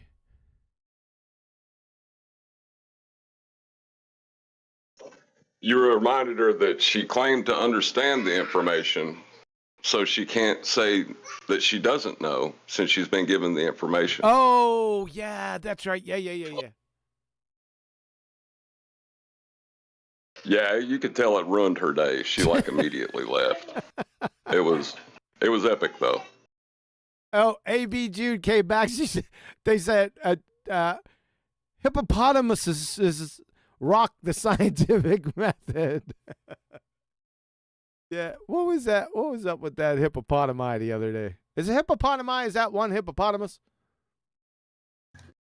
No, it's hippopotamization. Hippopotamization. Yeah, that's what it was. Yeah. Thank you very much. Appreciate it. You're better off forgetting that, right? So you actually say it instead of saying the word you're supposed to say, which I can't remember now because hippopotamization is in my head. I can't say the word. Hypostatization. Yes. There you go. So just forget that word. Man, we cover a lot of dang ground today, man. There's a lot of ground. There's a lot of cowbell in here. It's in between the lines also. It's chock full. It's overflowing.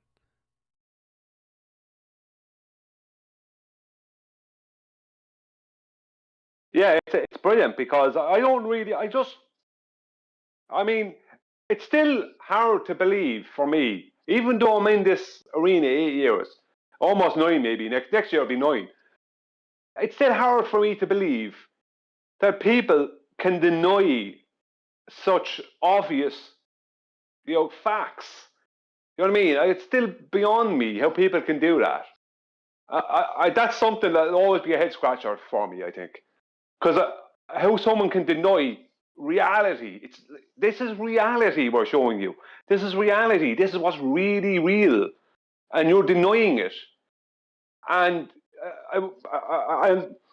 it's like it's this thing where you're either a believer in science or a believer in God. This nonsense. It's like, no, you can't believe in either. You have to know in both because one is based off of the study that was of the world that's created by the creator. You can't believe in either. You must know. It's nonsense. It's like that's what the ballers, the world they're in. They believe in science as opposed to believing in God. It's like you're missing the point. Completely missing the point. Sorry. No, you're fine. I'm just thinking if I ought to make an addendum to this presentation and just head into, you know what? That's what I'm going to do. 1 second. We're going to head I just wanted to say, sorry. Go ahead. Go ahead. I'll keep it short. I just wanted to say, no, they're not missing the point. The point is to miss the point. That's the point. Yeah, gotcha. That's a very important point. But you can't do that on that last proof, though. You can't do it. But that agnostic girl, when QE did that on her, you can't miss the point. If you understand it, you have to accept it. No, I don't want that. 1 second. What I'm going to do is I'm going to add an addendum and talk about that little PS. Remember I told you about that little PS, supernatural atheist? Let's go ahead and do that because it dovetails quite nicely with the presentation. Remember the PS in the presentation? So I added a PS here. I don't know why I did that. Did I do that for that reason? I have no idea. That's just brilliant. Okay, the 3 numpty pillars of atheism. Number 1, something can come from nothing naturally. Number 2, ink, paper, and glue molecules can author technical instruction manuals and blueprints. Remember that one from the presentation. And number 3, they directly violate the laws of thermodynamics, quantum mechanics, and common sense. And here we go. Shout out to Brian and Nathan. Werner Heisenberg, pioneer quantum mechanics, Nobel laureate physics. The first gulp from the glass of natural science will turn you into an atheist. But at the bottom of the glass, God is waiting for you. He knew it. They all knew that back in the day. Why doesn't everyone know it now? Interesting question. So let's go through this. Be quite quick and painful. Supernatural, prefix, over and above. Nature, the physical world and everything in it. Natural, the physical material world. Obviously, this is quite redundant, but I wanted to, make sure that this was concrete so we can get and combine the words, the prefix and the suffix, to supernatural. So guess what that means? Above and beyond the material physical world or universe. Yeah, makes sense? See how I did that? Therefore, it logically follows that the supernatural is immaterial by definition, completely lacking matter and energy, right?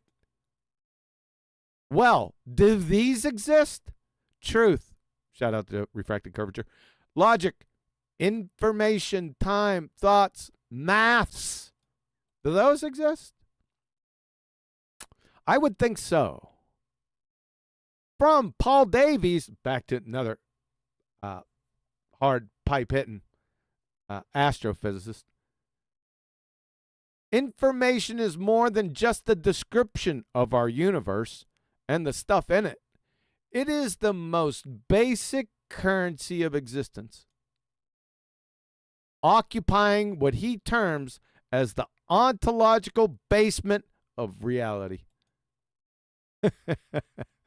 Oh, the tangled webs you weave. Remember this from the presentation. Norbert Weiner, professor of mathematics at MIT. Information is information, neither matter nor energy. These are immaterial, supernatural by definition, unless you can post the chemical formula, structure, charge, momentum, spin, or kcals, kilojoules, or millielectron volts for each of the above. Can you do that? Guess what this is? Chemical formula, structure, charge, momentum, or spin. That denotes matter. Kcals, kilojoules, or millielectron volts. That's energy. You see how I did that? Moreover, in an atheistic worldview, that's philosophical naturalism or realism, scientifically falsified, by the way, which has its bedrock foundation that the physical material world is all that exists. How on earth can the immaterial exist without violating the law of non-contradiction? That is, how can the material physical world be all that exists, then have the immaterial exist? It makes no damn sense. These, truth, logic, information, time, thoughts, even maths, are again by definition supernatural. They're immaterial because you can't give me matter or energy for them. Makes sense? So if you're an atheist and you believe that these exist, which you must, because if you deny these, we're just going to all sit and laugh at. We're going to sit and laugh at you anyway. So if you're an atheist and you believe that these exist, then you must be a supernatural atheist. Yes, sir. You must be. That'll give married bachelors a run for their money. Essentially, what atheists are doing, which is so incomprehensibly absurd, they're adopting the Christian worldview by using immaterial thoughts, truth, logic, information, the very tenets their religion must deny the existence of, as the vehicle or medium to present evidence against the very thing they can't believe in. The creator, the Christian worldview. You gotta love this, baby. Logically, it's a hammer meet C4 fire scenario. It makes the $6 million man crashing bird look like a fender bender. It's tantamount to attempting to falsify air, all the while breathing in vast quantities to reach the invalidation. Therefore, every atheist is a presuppositional kleptomaniac. Stop stealing, then using my worldview to clumsily attempt to falsify my worldview, please. You friggin' idiot morons. Good night. Have a nice day.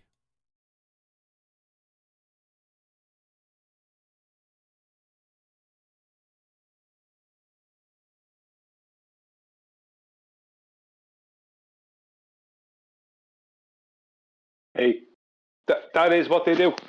They must hijack all the things that exist in reality to try and debunk reality. Yeah, it's basically what they do.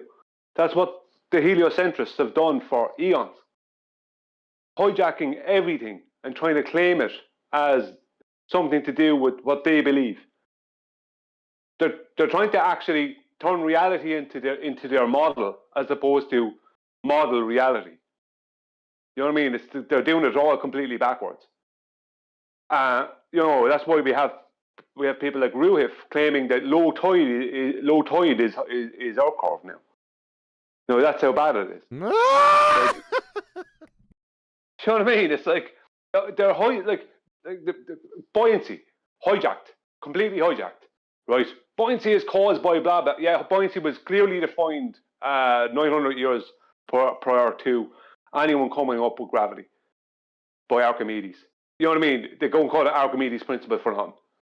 But they keep on trying to hijack all these things.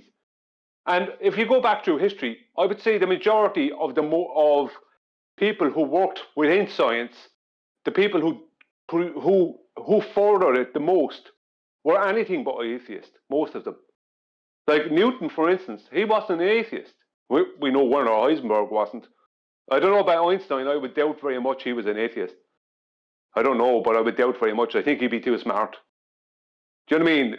Now, I'm not saying he furthered science, but he's a very well-known person. The point I'm making, although to say furthered science is not really, it's a bit of a misnomer, but the point I'm making is these people try and hijack reality all the time, and then try and use it against reality. It makes no sense. You have to accept it is what it is. You've got it wrong, lads. Do you know what I mean? You've got it wrong. I'm sorry.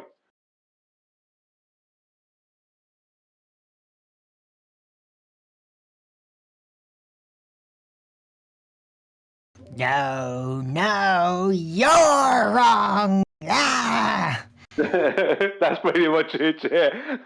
That's exactly what you get, yeah. That's the response.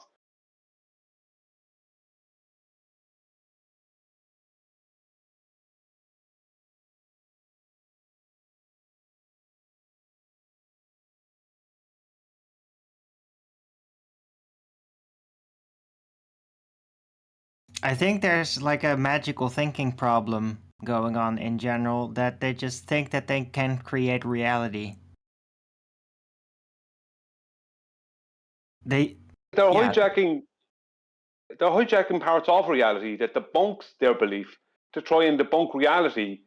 It's like when the ballers use things that our arguments that we use against them. They try and hijack them and try and use them against us. Like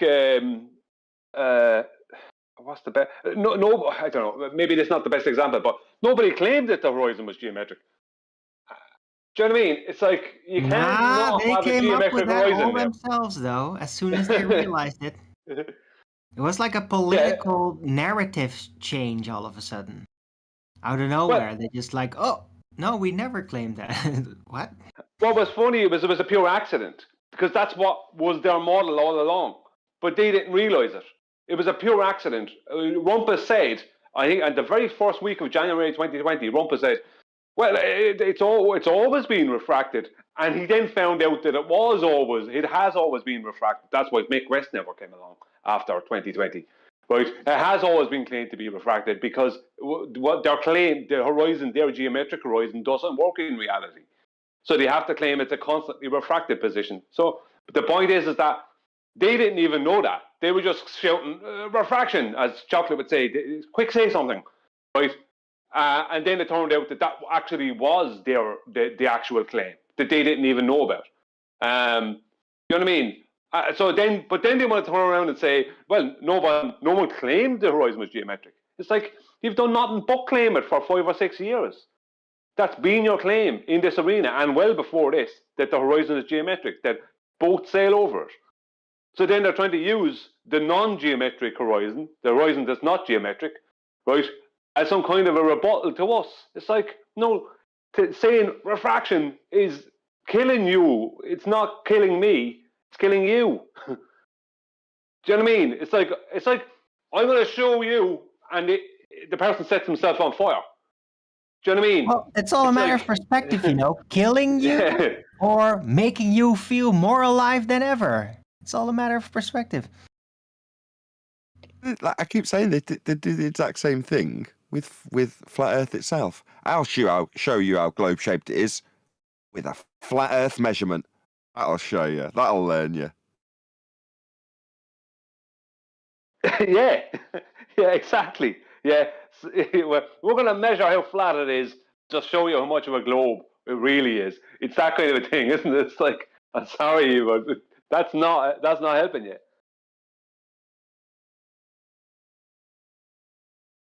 I think in their minds, as long as they say something back, it doesn't matter what it is, but in their minds, as long as they say something, they have, justified their worldview.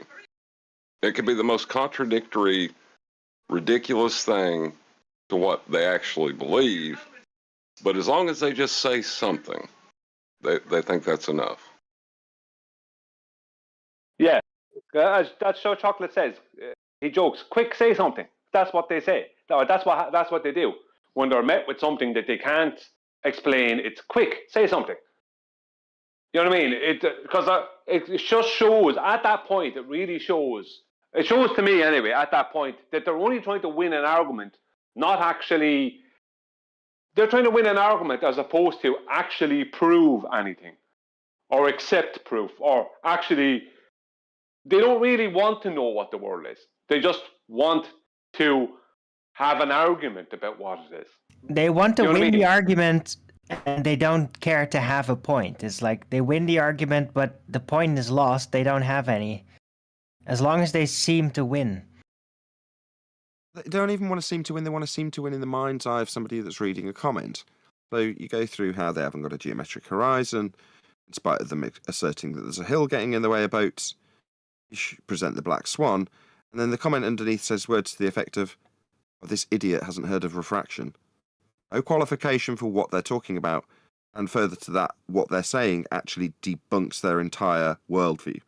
But because they've said A, affirmation of the person reading the comments, already installed view that the person who's made the black swan argument is an idiot, they're a flat earther, and this idiot doesn't understand something, the person reading that doesn't go, well, how does refraction mean we haven't got a physical hill? Or they don't consider that. They just go, someone else has already spotted that this flat earther's an idiot with this word, refraction. Doesn't matter what it means.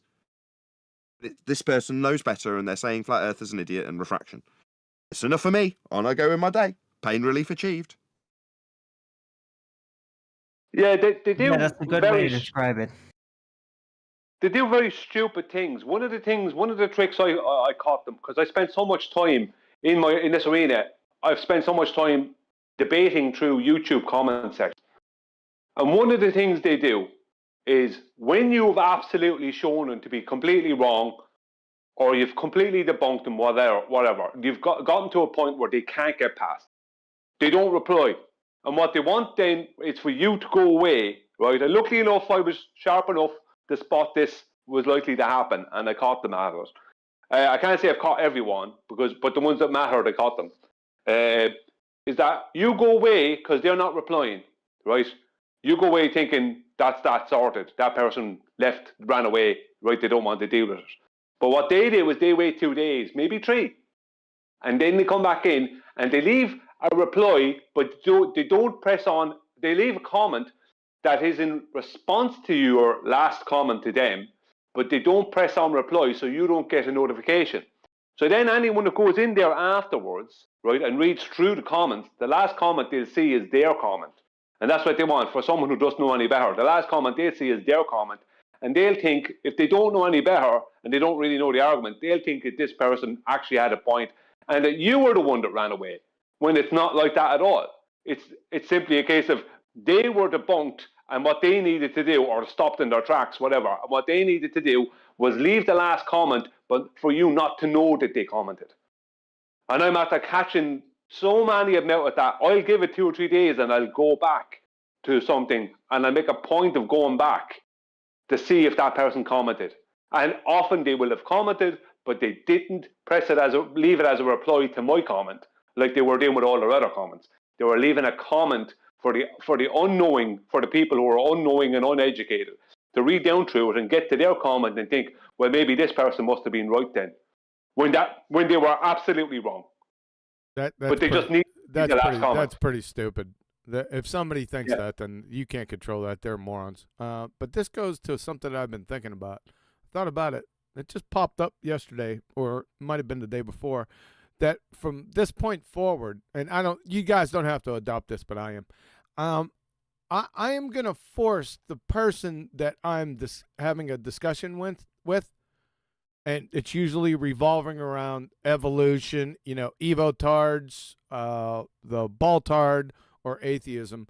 I am going to force them to renounce their beliefs. And if they don't, I'm going to metaphorically, intellectually hang them by the neck till dead.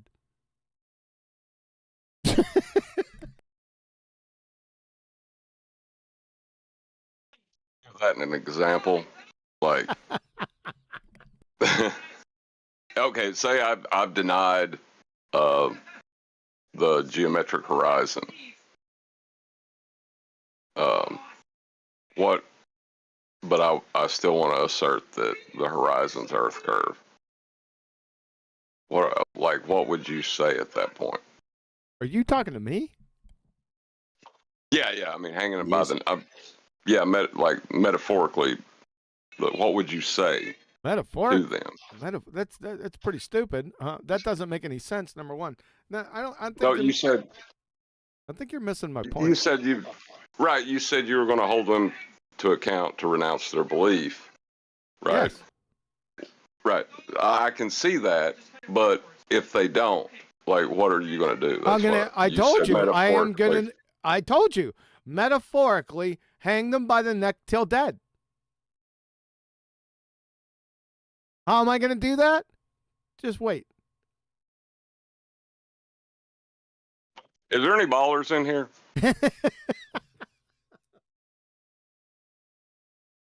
Maybe.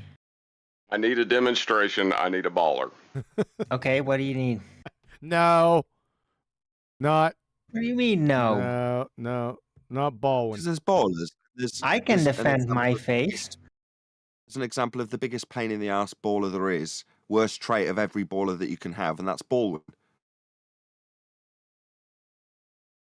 Yeah, but it's not the same if Arwen is aware that Baldwin is an act. I want someone who believes they live on a sphere to speak up and challenge QE, because I want to see this. No, what exactly? I think you guys need to adopt the same thing, like with Nathan, when you get people on your show, like the guy the other day, the idiot, that you force them to renounce their beliefs. I got mixed reviews, that got mixed comments. Really? I don't know if you're aware. What if God designed evolution? What the hell are you and the Big Bang? What are you talking about? We went through it. You just went through it. Mutations are things that cause things to get worse. This whole notion's stupid. What are you talking about, Arwen? It's like you haven't been here for the last 2 hours. I'm sorry. I thought you was asking for a baller. Oh, God. Oh, bad. Okay. All right. Well, we're not. So, can we go on? That typifies exactly what I'm talking about, right? That is exactly how a baller would enter the arena. As though they haven't listened to a single sodding word that you've said for the last 2 hours. That is exactly how they'd enter, isn't it? Let's be honest. So that's exactly what they would do. Yeah, so what Nathan should have done, he does this, but he doesn't force them to renounce it. He just demeans them and demoralizes them. I understand. I like that. But I am going to force them to renounce their beliefs based on evidence that I have presented to them. And I'm going to list it. Distinguish the difference. Say again? Can you just distinguish the difference so I understand the difference between demoralization and metaphorically lynching them? There's not much difference. Are you going to record this for us? Hey, hold on. Record this for us, please. It's not that. When you do it. No, the biggest difference is before I let them go, like Nathan, they'll either leave or if they get really bad, they'll get kicked out. I want them to renounce their faith. That's the watchword or the watch phrase.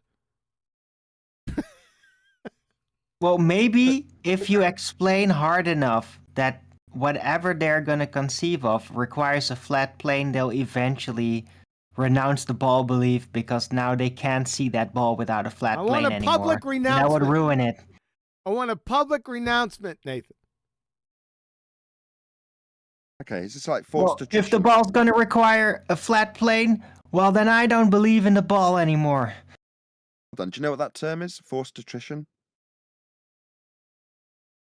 Forced attrition? Yeah. Is there a term for that somebody phrase? renounce their faith, but not by means where they actually renounce their faith. It's where they're essentially coerced into it by you because of, I don't know, threat of violence, whatever.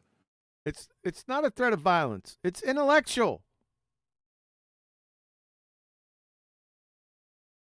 Okay. I mean, isn't that the entire objective for 90% of the panel, with the exception of me, which is they want to convert the opponent to flat Earth? No, I don't want to. It's not a conversion. It's a renouncement of their train wreck faith that I just took through the ringer. Okay. I won't stereotype anything then. I'll just say that what you're trying to achieve is people to renounce their faith. That is to say, I understand and appreciate that there is no globe faith. There is no ball to stand on. Yes. I renounced my ideas and notions of standing on a ball. That's what you're looking for, right? Yes. But the ball... See how you're going to achieve that. I will achieve it. That's what I want to hear. But the ball is science. And science is not belief. Sorry. Well, hush. I want a baller to come in here, and I want QE to demonstrate this because it is going to be epic. So back to what Nathan was talking about. We'll stay here, but we just step back for a moment. You're saying you got mixed reviews on the gentleman you had on the other day? Yeah, so Righteous Force specifically, and there was another in comments as well, maybe one or two, that said I should have been more forgiving of his nonsense. So Righteous was there in the pre-show, so he got to, I got to listen to him and somebody else discussing his beliefs, and I listened intently and didn't interrupt. Once it got it all out, I stepped in and did my thing. Maybe you've heard it. I don't know if I've released the pre-show to the public yet. Either way, I did my thing. But some people were like, no, do you think if you were nicer to him, let's not beat around the bush about what they're asking for, he might be more inclined to return? I'm like, my response to that was, well, this person wants to tell me I don't understand, at the same time telling me they want to be educated by me. So, these aren't people that I like. It's not like I'm going to go out of my way to make them really want to return when their intention is to tell me how stupid I am and etc., etc. Huh. Sorry. And what was your response to that? So I didn't catch that. I was having a coughing fit. Go ahead. One more time. What was your response? Did you acquiesce to their request or? No, I mean, I agreed on the basis that if it's in the pre-show that I've let him go through it, this is the conclusion, right? And then you transition to a live show, and the live audience doesn't know that you've given them an opportunity to go through their entire rigmarole of nonsense. Then you've put them down 5 times, they've just failed to agree with you. When you then get back into that wrangle-dangle, maybe let them go through it again because you've got a new live audience that isn't privy to what has just happened. Therefore, it might be the case that they go through their nonsense, you rip it apart 5 times with them rinsing and repeating, transition to a live show, and then go through their nonsense again, so it seems reasonable to the live audience who haven't seen anything that preceded it, and then you transition out of the live show into the after show, and maybe even do it a 3rd time and let them go through their nonsense without cutting them off, in spite of them having gone through it twice prior, its entirety, so that they feel welcome back. Nope. I'm not on board with that. They're going to start renouncing their faith. I'm going to force them. I want to see it. I will obviously credit you, steal it, and all the rest of the stuff that I normally do, if it works. Oh yeah, that's what I'm saying. In a way, when I see this, it's going to be epic. If it happens, it will be probably the most epic thing I've ever seen in my life. Well, you're achieving what they wanted from people like Ranty, and have used different alternative means. Now, it's not forced attrition when you're like, we'll be better off. Through whatever means, mentally better off, financially better off, socially better off, whatever the better off is that was offered to someone like Ranty, yeah, That's not forced attrition as I described it.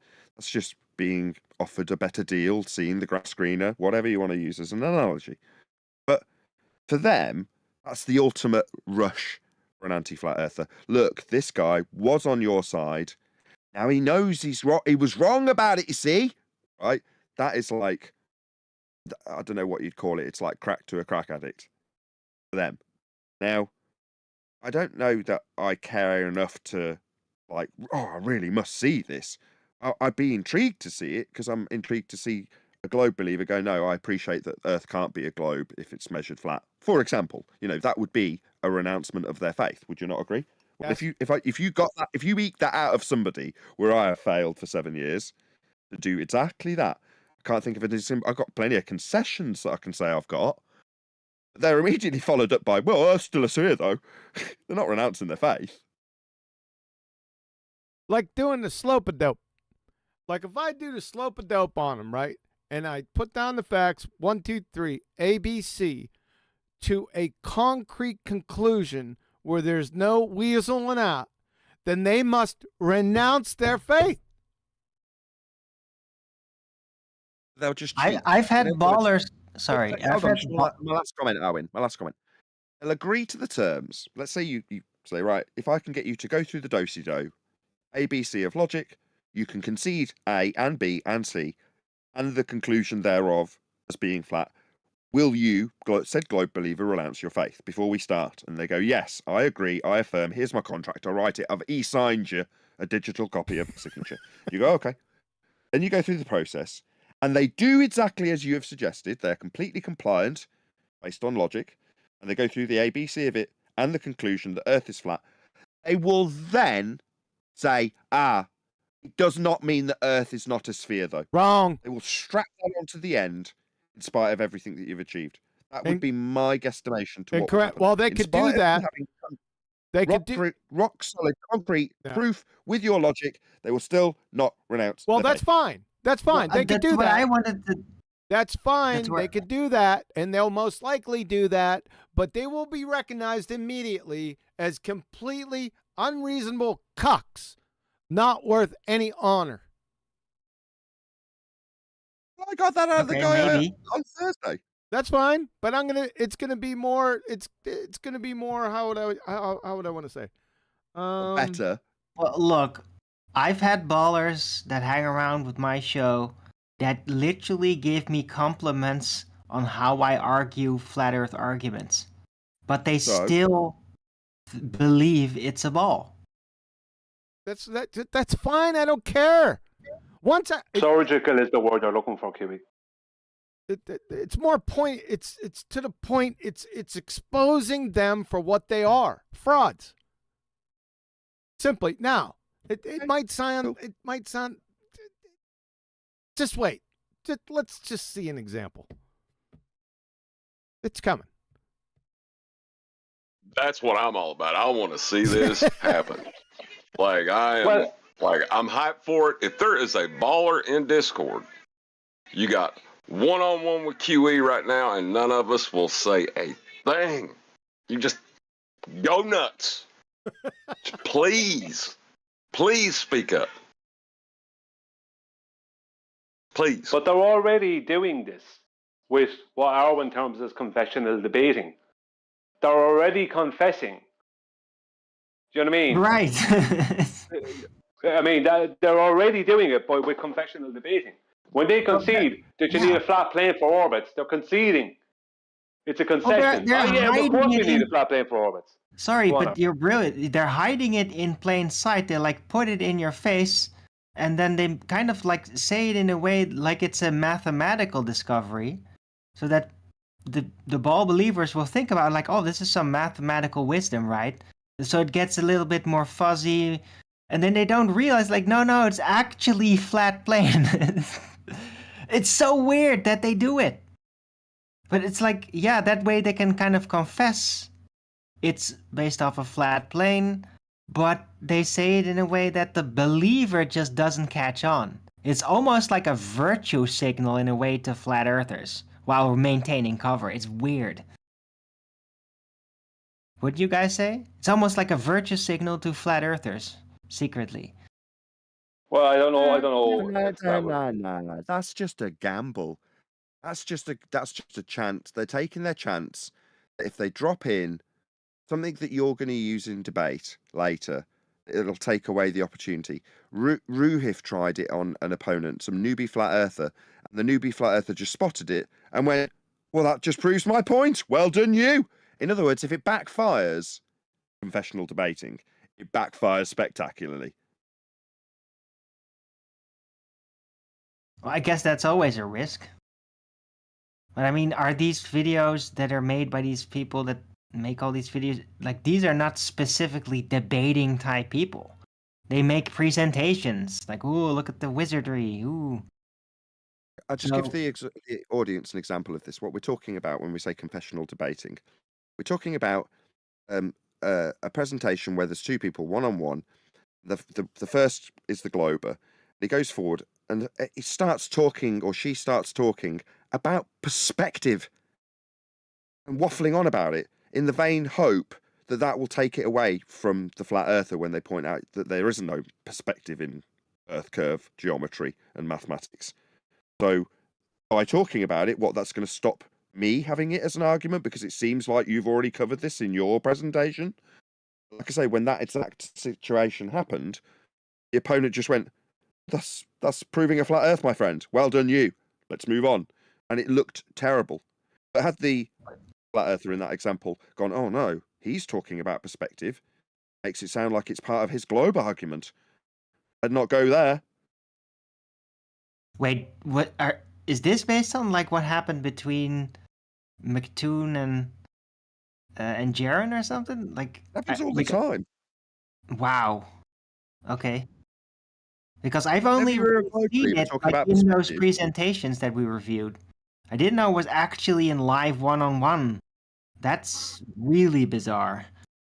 Regardless, it happens all the time. And you hear a globe believer essentially arguing for a point that defeats their argument, in this case, perspective. Good evening, guys. Sorry. I'd like to propose something. Whenever they invoke perspective, ask them what causes perspective, because they don't know. You don't need to do that because perspective is not part of their model. It's not part of their globe maths. So they need to show it as part of their globe maths. How they include perspective when you are seeing something disappear in the distance, how perspective is included in that. That's what they need to show. Because I did a video recently and I did that exact thing. I showed what would happen if you took perspective into account, which is I just used angular size change, as well as Earth curve. And what would happen is a 6-foot object would disappear about 1.8 miles away, as opposed to Earth curve means within the Earth curve maths, a 6-foot object will disappear if you're looking at feet level, from ground level, not from 6 foot tall, but from ground level, a 6-foot object will disappear 3 miles away. But a 6-foot object will also will also have an angular size of 0.02 degrees at 3 miles away from an observer, which is the angular resolution limit, the average angular resolution limit for a human. So if they can't combine both of those, they can either have Earth curve or perspective. They can either claim one or the other. That's the problem. Angular resolution is about light intensity. The light which human eye can apparent sizes. Yeah, those photoelectric cells in the eye can be stimulated by photons with certain energy levels. Light which is less intense, we don't see it because it's too how do I say it? It's incorrect. It's nothing to do with the intensity of the light. That's how bright something is.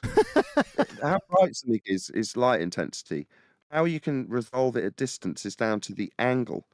If you've got the deck, the ground, as a limitation, then you're right close to it, then you've got a very slim angle between you and things in the distance. Further out, the more limited that angle becomes. And as you raise off the deck, you increase the angle. That's all angular. Yes, but hold that's on correct. before you go ahead. Before you go on with this, I just want to point out we're trying to argue this in a dichotomy of either Earth curve mathematics or perspective, right? Yes, he is. That's where we go with this. Yes, that's where it ends up. Okay, right. But in Earth curve mathematics, is the surface level curving? No, surface level is flat, and the geometry to do a claim that you have a marked with an X labeled horizon physical geometric sphere edge below surface level requires a surface level to be horizontal. Level. Flat. Oh, it's a false dichotomy argument then, wouldn't it be? Yes, and that's where I was going to go with this guy. The moment you start asking them to define what perspective is, you've fallen victim to their confessional debating. Suddenly they're going to argue and seem like they know what they're talking about perspective. And perspective plays no role in their perspective hijacking mathematics. Now, either point out to them, you've lost immediately, you don't have any perspective in your Earth maths, which is derived from a surface level that's flat, turn what could have been a false dichotomy with you arguing perspective with respect to a horizontal plane, and them arguing Earth curve derived from a horizontal plane, surface level in their maths. You've got two flat planes being tossed up against each other, with one flat plane claiming to prove a globe, and the other flat plane showing that one person knows more about perspective than the other. That's how the argument rolls out when you say, well, you define perspective for me, globe believer. Why? They don't have it. Yeah, this is why I said it's just a suggestion, and I remember I've read that perspective is actually caused by the property of light to diverge and the impossibility of light to be collimated, to travel in a collimated manner. No, I don't know where you got that from. That's nonsense. I see. Just based on angles. Yeah. Sorry. It's just based on angles, like Nathan said. It's angular diameter. So, yeah. However, I understand that too very well. Yeah. There is a lot more to perspective than it's just angles. Yeah. Because the aperture, the amount of light that can be let into a given area, the diameter of which, as it increases, will increase the resolution that you can resolve in a very narrow angle. But the angle, it will ultimately limit, at a given point, any aperture size. So it doesn't matter if you go up to, at the moment, we've been looking at a guy called Tinfoil Hatman's footage that's about 10 miles away. And you can make out the tyres on the trucks on the road. It's about 10 meters above sea level, with him a meter above sea level. It's all impossible on a globe stuff if you want to look at it in that context. But even his telescope, and even Hubble, if you want to qualify it in this way. Well, let me sorry to expand this out a little bit. One of the first things I did when I got to Flat Earth was say that the moon landing's all nonsense and gave my justifications. And an old housemate from when I left home years and years ago, and I was about 16, I lived with this guy called Robbie. Yes. And Robbie was a tutor at my college, very big moon believer. And he got in touch and was like, I have seen the lunar rover on the moon from Coherently Observatory. Ergo, they definitely went to the moon. Earth's definitely a sphere. You're talking nonsense, crazy flat earther. Right. So I got in touch with Coherently and asked them if that was actually something I could do. I want to come and do the same thing. Please, can you let me look at the lunar rover from your observatory and your massive telescope? And they explained that at that particular time, the observatory was closed. I wouldn't be able to come do anything because it was being refurbished. However, you cannot see the lunar rover from this observatory. Furthermore, the respondent added that even if you turned what they claim to be Hubble, with all the rhetoric in tow, he didn't say that, I'm paraphrasing, towards the moon, it still would not have the angular resolution to resolve the moon's claim to have lunar rover on it. The aperture is simply too small. In other words, at their claimed distances to their heliocentric moon with a lunar rover on it, you wouldn't be able to distinguish it because it's too small, aka at a too limited angle. So at some point, everything has a limitation. Even Sophia. I mean Hubble. Yeah. Telescope, you got to level to the horizontal. One more time, John, you broke up. Refracted. I was just saying, if you're going to use any kind of telescope, you need to level that sucker to the horizontal to really get your observations in line. Indeedy weedy. Could I just add something? In other words. Sorry, Brian, go ahead. Yeah, I was just going to add something. Because I've been down this road with the ballers many times where they try to talk about perspective, and first thing I jump on is, sorry, that's not part of your globe maths. They try to claim that it is. So I don't even go to the point of getting them to try to show me. I say, okay, and this is the question I ask them, and this is the one that ends them every single time. Now, if someone has a better question, I'd like to hear it, but I don't think it's possible for a better question. Okay, you show me then, with the apparent rise and fall rate of Polaris, where your globe, right, claim takes perspective into account. What you get is radio silence, because that's the beginning and end of their globe. Their globe is a back engineering of flat Earth elevation angles to Polaris, right, and it's apparent rise and fall rate. And I asked them, when you ask them, sorry, right, you show me then where perspective is taken into account in that apparent rise and fall rate, and they cannot do it. They can't even touch it because their whole globe is based off of a back engineering of those measurements. So they can't say, well, you can add a bit in here, a bit in there. They can't do it because as soon as they try to add in perspective in any way, like I showed with that video with a 6-foot object, as soon as they try to add in perspective in any way, it completely fails. Because you can't have Earth curve and perspective, right? They can't have them. They can only have Earth curve or accept it's not a globe and accept perspective. They can't claim perspective as well. Mathematically, it does not work. Remember who first did that? It was in 2016. Brian, do you remember who first did that? He gave it a title. Did what now, Nathan? Show what you did in that video, which is to incorporate both Earth curve and perspective. Anthony Riley, maybe, was it? Right, Anthony Riley did that. He called it the double dip. Back then, I'll just expand on this, right? We used to call the Earth curve calculator begging the question, perspective exclusive Earth curve calculator. Obviously, that name's got a lot longer over time. But QE came along and went, no. They call it perspective exclusive. And I'm like, but it doesn't include perspective. Voila! Look at Tony's demonstration. If you do include perspective, it all goes wonky, like Brian just said. However, it's not that it doesn't include perspective. It is perspective. They've hijacked it and called it Earth curve. There's a reason the Rayleigh criterion matches up so well. It just is back engineering of what we see. And what we see includes perspective. So they've taken that and called it Earth curve. So it got renamed from perspective exclusive, double dip, shout out to Anthony Riley, and you in this instance, Brian, to perspective hijacking. Like bloody everything. They steal a flat plane, utilize it, and quickly forget about it. They call it a globe. Well, according to their argument, then also the radius of the ball should be curved. No. Quite contrary. They need a flat plane to derive the radius.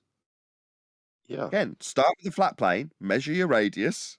And this, same as Brian's just given us an example. It's when Brian describes basically a perspective hijacking of the view you get of Polaris, that entire concept gives us a whole mapping system. And that is what gets turned into a ball. Well, the minimum elevation angle to Polaris is what gives you the equator, and you can derive your R value from that. And then you go on to Forget about the flat plane. It doesn't exist. Now we've got a radial value for a ball. But you needed a flat plane to get it. Yeah. Yeah. Just And go on, Kepi. I'll go perspective after. is like a dome on that plane. Well, there's no dome. It's only apparent. It's only like the whole celestial dome is only. They call it a personal celestial dome because it's the best way mathematically to show it orthographically is to show a curve. You know what I mean? That's the best way to show it orthographically because you're trying to show. See, when you're looking at the celestials, it's different than looking at a building that's getting small in the distance as opposed to a celestial that's getting close to the horizon or moving up into the sky. It's like we don't know what the celestials are, so it is perspective. We don't have any other word really to call it, but it's celestial perspective. It's slightly different. And the thing about it is that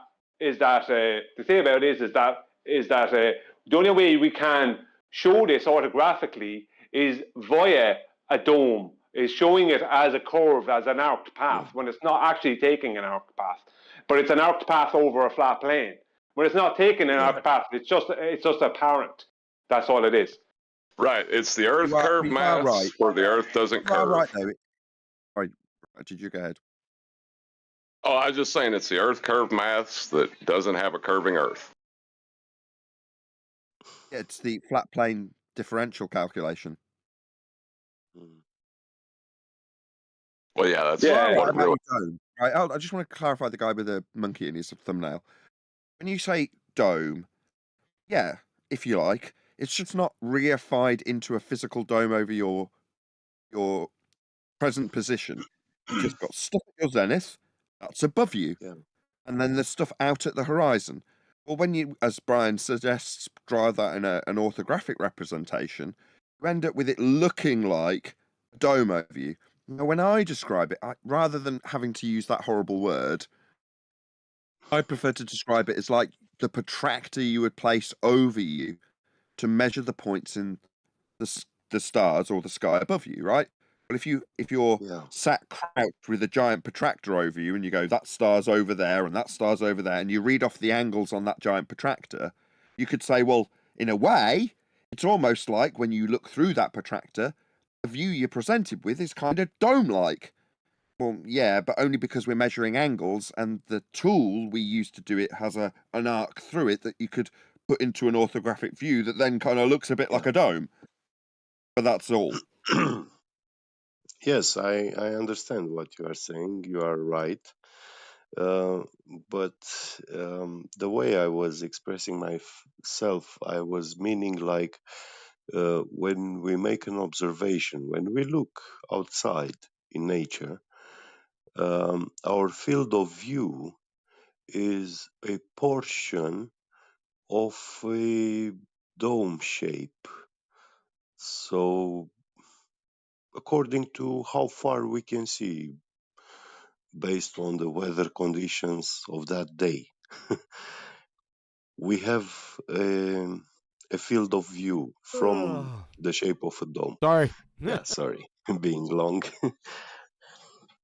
Well, you don't actually get the dome shape until you apply celestial refraction at 20 degrees above the horizon and conform that to the dome. You don't actually see. Yeah. Right. That does the celestial sphere doesn't. Yeah, it's not something. When I use the word dome, it's like, so we have the field of view, which is a portion from it. So if we rotate, then we will see 360 degrees around us, up to a certain distance across the plane, the Earth, and up to a certain distance in the sky. But those distances are not actually known, measurable.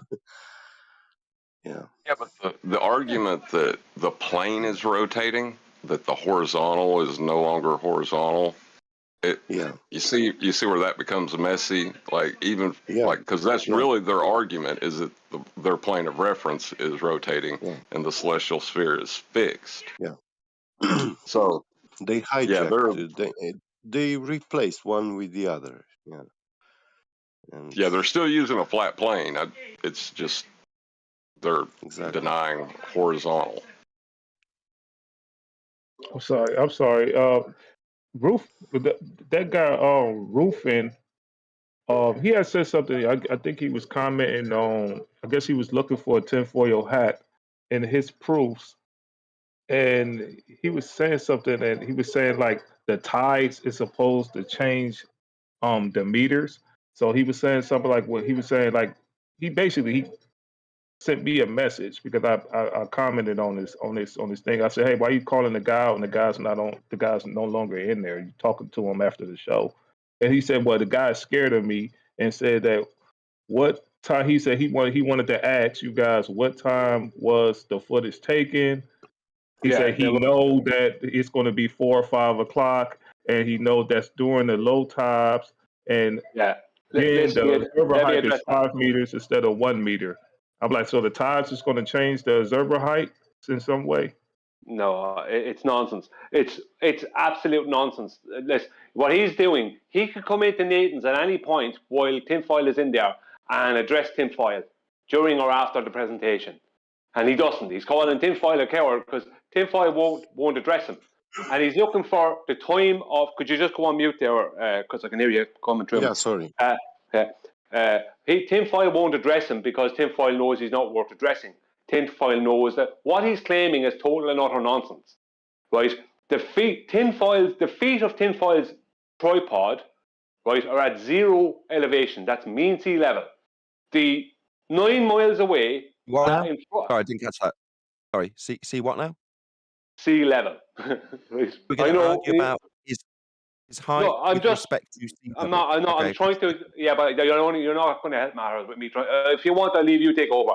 But I was just going to explain it to the man. That's all I'm going to do. That's all I'm going to do is say that what Roofy's doing is arguing about heights that will be referenced with respect to a horizontal plane, and saying this height with respect to a horizontal plane isn't right. It could be this other height with respect to a horizontal plane.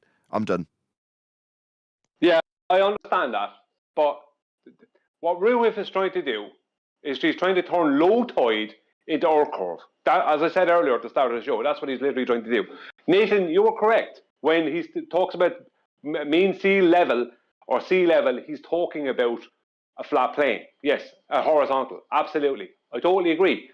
But I'm trying to explain to people what Ruif is up to, right? Ruif is trying to get other people like this man here, Get to ask about what time was it that Tinfoil took the observation. Because Tinfoil won't address him. Tinfoil keeps on ignoring him on purpose, right? Because he knows what Ruif is up to. Ruif is doing his best, because Tinfoil is not stupid. He knows that Ruif is doing his best to come up with as much nonsense as possible to try and attack his observation. Something that can't be attacked. You can't attack that observation. If everything is true as it shows in the observation, it can't be attacked. It's over, like just as a visual observation, that's the end of it. Same with the black swan. That's also just the end of it. Do you know what I mean? But I mean, it's just nice to see what Tinfoil is doing with his abilities, with the abilities of his scope, and what he's going to do with it. Because I've been speaking with him. But Ruif needs nonsense. He needs to try and claim that somehow the tinfoil is 6 meters. His actual observer height is 6 meters. But because Ruif, what question would Ruif answer for me? I asked Ruif, what is the elevation of the sand in the front of the outlet 9 miles away? He would not answer that. 24 hours later, he gave me an answer that was nothing to do with that was skirting around it. He wouldn't give me the answer. Why wouldn't he give me the answer? Because that's the thing he can't address. Besides the mean sea level thing, I understand that. But that's the thing he can't address besides that. He can't address that same exact elevation 9 miles away is in a direct horizontal with tinfoil scope. Do you know what I mean? Or tinfoil's feet. That's the end of that. And that's what's going on. Now, of course, mean sea level. You're going to need a flat earth for that. Yeah, I can't disagree with that. Right, but to get your height, you need mean sea level to have a height above. You know, I mean, that's where I was getting at. To get a height, you're going to still need sea level or the horizontal. to get a height in the first place. So what is the point of even addressing whether it's 5 or 1 meter? Yeah. Did you say that to Rufy? Yeah, I did say that to him, and he just got angry and say I would never get on. I would never talk to Nathan Oakley because he's toxic and all that nonsense. So like, well, blah yada yada. No. So long as you pointed out that you're asking me about his height off a flat Earth and how his height off a flat Earth might be different to a height you say he's off a flat Earth. Okay, cool. No worries, Rufy. Share your pain. Yeah, it's 6 meters off the sea level. And good job, Rufy. I said, I said, what's the difference? Like what is you trying to prove here? 6 meters or 1 meter? What's the difference? You admitting that it's horizontal, right? Or elevation? Well, let me answer. Let me answer. There's a very set methodology to what Rufy needs to achieve here. He needs to set up. We had it earlier. John was involved in this. Refracted curvature was involved in this conversation too. He needs to set up a false dichotomy where he has a flat height above sea level claim to be proving a globe. So he's got a flat Earth that he says proves a globe, and then he stacks it up against his opponent, who's also got a flat Earth, he'll say fails. So there's 2 flat Earths being stacked up against each other, sea level and the heights, right, Rufy? But he's going to claim that one proves a globe and the other doesn't. And then through his amazing intelligence, he'll hopefully get his opponent trip up on some menial, insignificant thing, so he can say, haha, you're stupid, and my false dichotomy that utilizes the flat Earth wins, therefore globe. That's what he needs to happen. And therefore, anything that happens outside of the remit of achieving that is entirely ignored. Because he can't focus on anything other than setting up that specific false dichotomy. Now, if what you ask, like Brian or someone, are coming along and asking him about, I don't know, maybe about perspective with Polaris, and tying it in at a tangent to this specific discussion, he couldn't answer it because it doesn't achieve his ends of setting up a false dichotomy that uses the heights above sea level, which is all he's asking about, right? He's saying the height above sea level, flat Earth required, is wrong. Okay, Rufy, good job. No worries. And that's what you said to him, isn't it? Excellent work. That's not even what Rufy is saying. Do you want to hear what he's actually saying? Because it's so ridiculous, I don't think people have caught on to it. I haven't even explained it, actually. He's talking about how much below mean sea level, which is using a horizontal plane reference, how much below mean sea level the tide gets to at low tide in that area. So he's trying to add on, let's say 5 meters. Let's say the tide gets to 5 meters below mean sea level, because it does go down within that area, that Bristol Channel. It goes down a good bit. Could be a lot more than 5. But he's trying to use that, let's say 5 meters, and add it on to the meter, the 1 meter. He tried to make it 2 meters. Now he's having to kind of maybe resign to 1 meter. That the 1 meter height above sea level, mean sea level, that tinfoil scope is. To put tinfoil at 6 or 7 meters elevation. So he's literally trying to take minus elevations and turn them into plus elevations. That is what he's at. Literally, I'm not making it up. I'm not confused. That's Bev's argument, though. Remember right? He says that mean sea level. You measure these different sea levels from mean sea level. Therefore, the Earth is not a flat plane. Right? Yeah, it's the same argument. Well, it's ridiculous. Different, but it's actually slightly different with Ruhif, because he's trying to add on. He's trying to put tinfoil's elevation at 6 or 7 meters, right? Elevation. I got it, Brian. Telling people that there's 6 meters of that below mean sea level. I understand what you're saying. It's crazy. I'm sorry. It's just. But did you cotton on to what refracted curvature just pointed out to you? Okay, so it's not necessarily. It is going to change the height of the man, but he's using the water to infer that. Okay, it's in the Bristol Channel. Let's say it's dropped by 5 meters.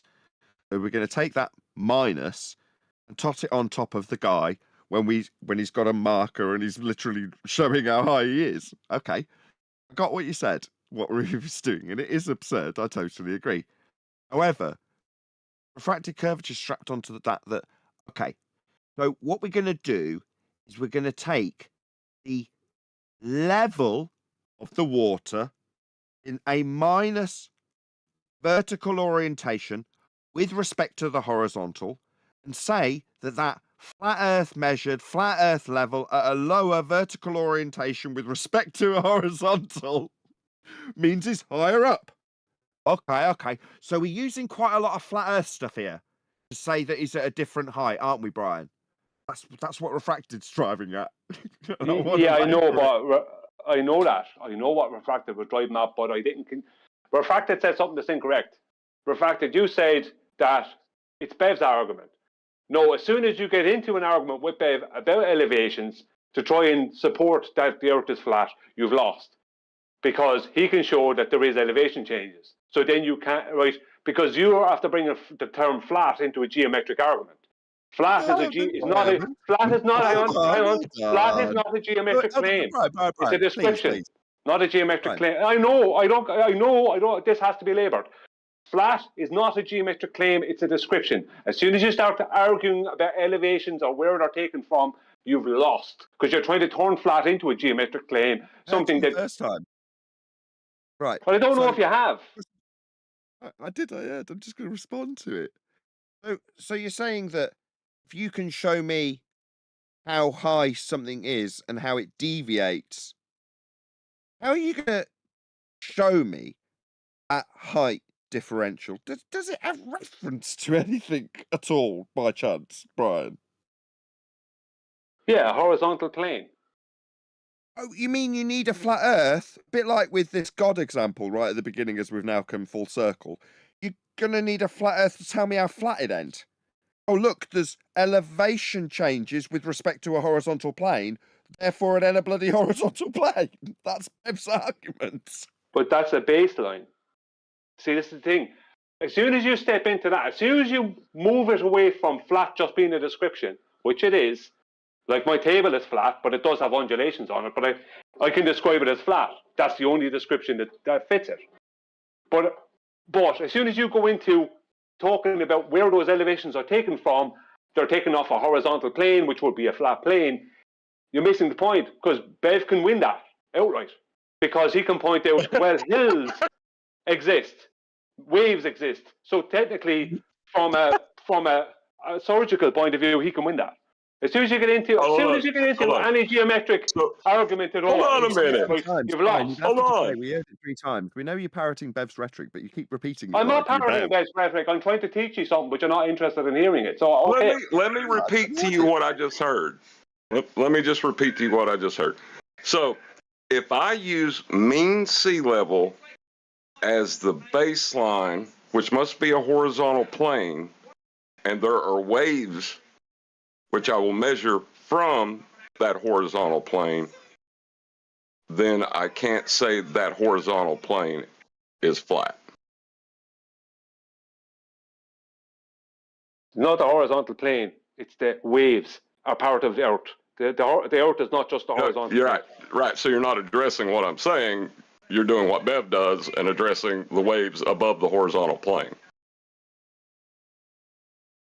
I'm pointing out where Bev will win that, and rightly so. I agree. He should win it at that point. He's going to win that? Yes. That's a win. Because I don't know what's wrong with you, Brian. Hang on.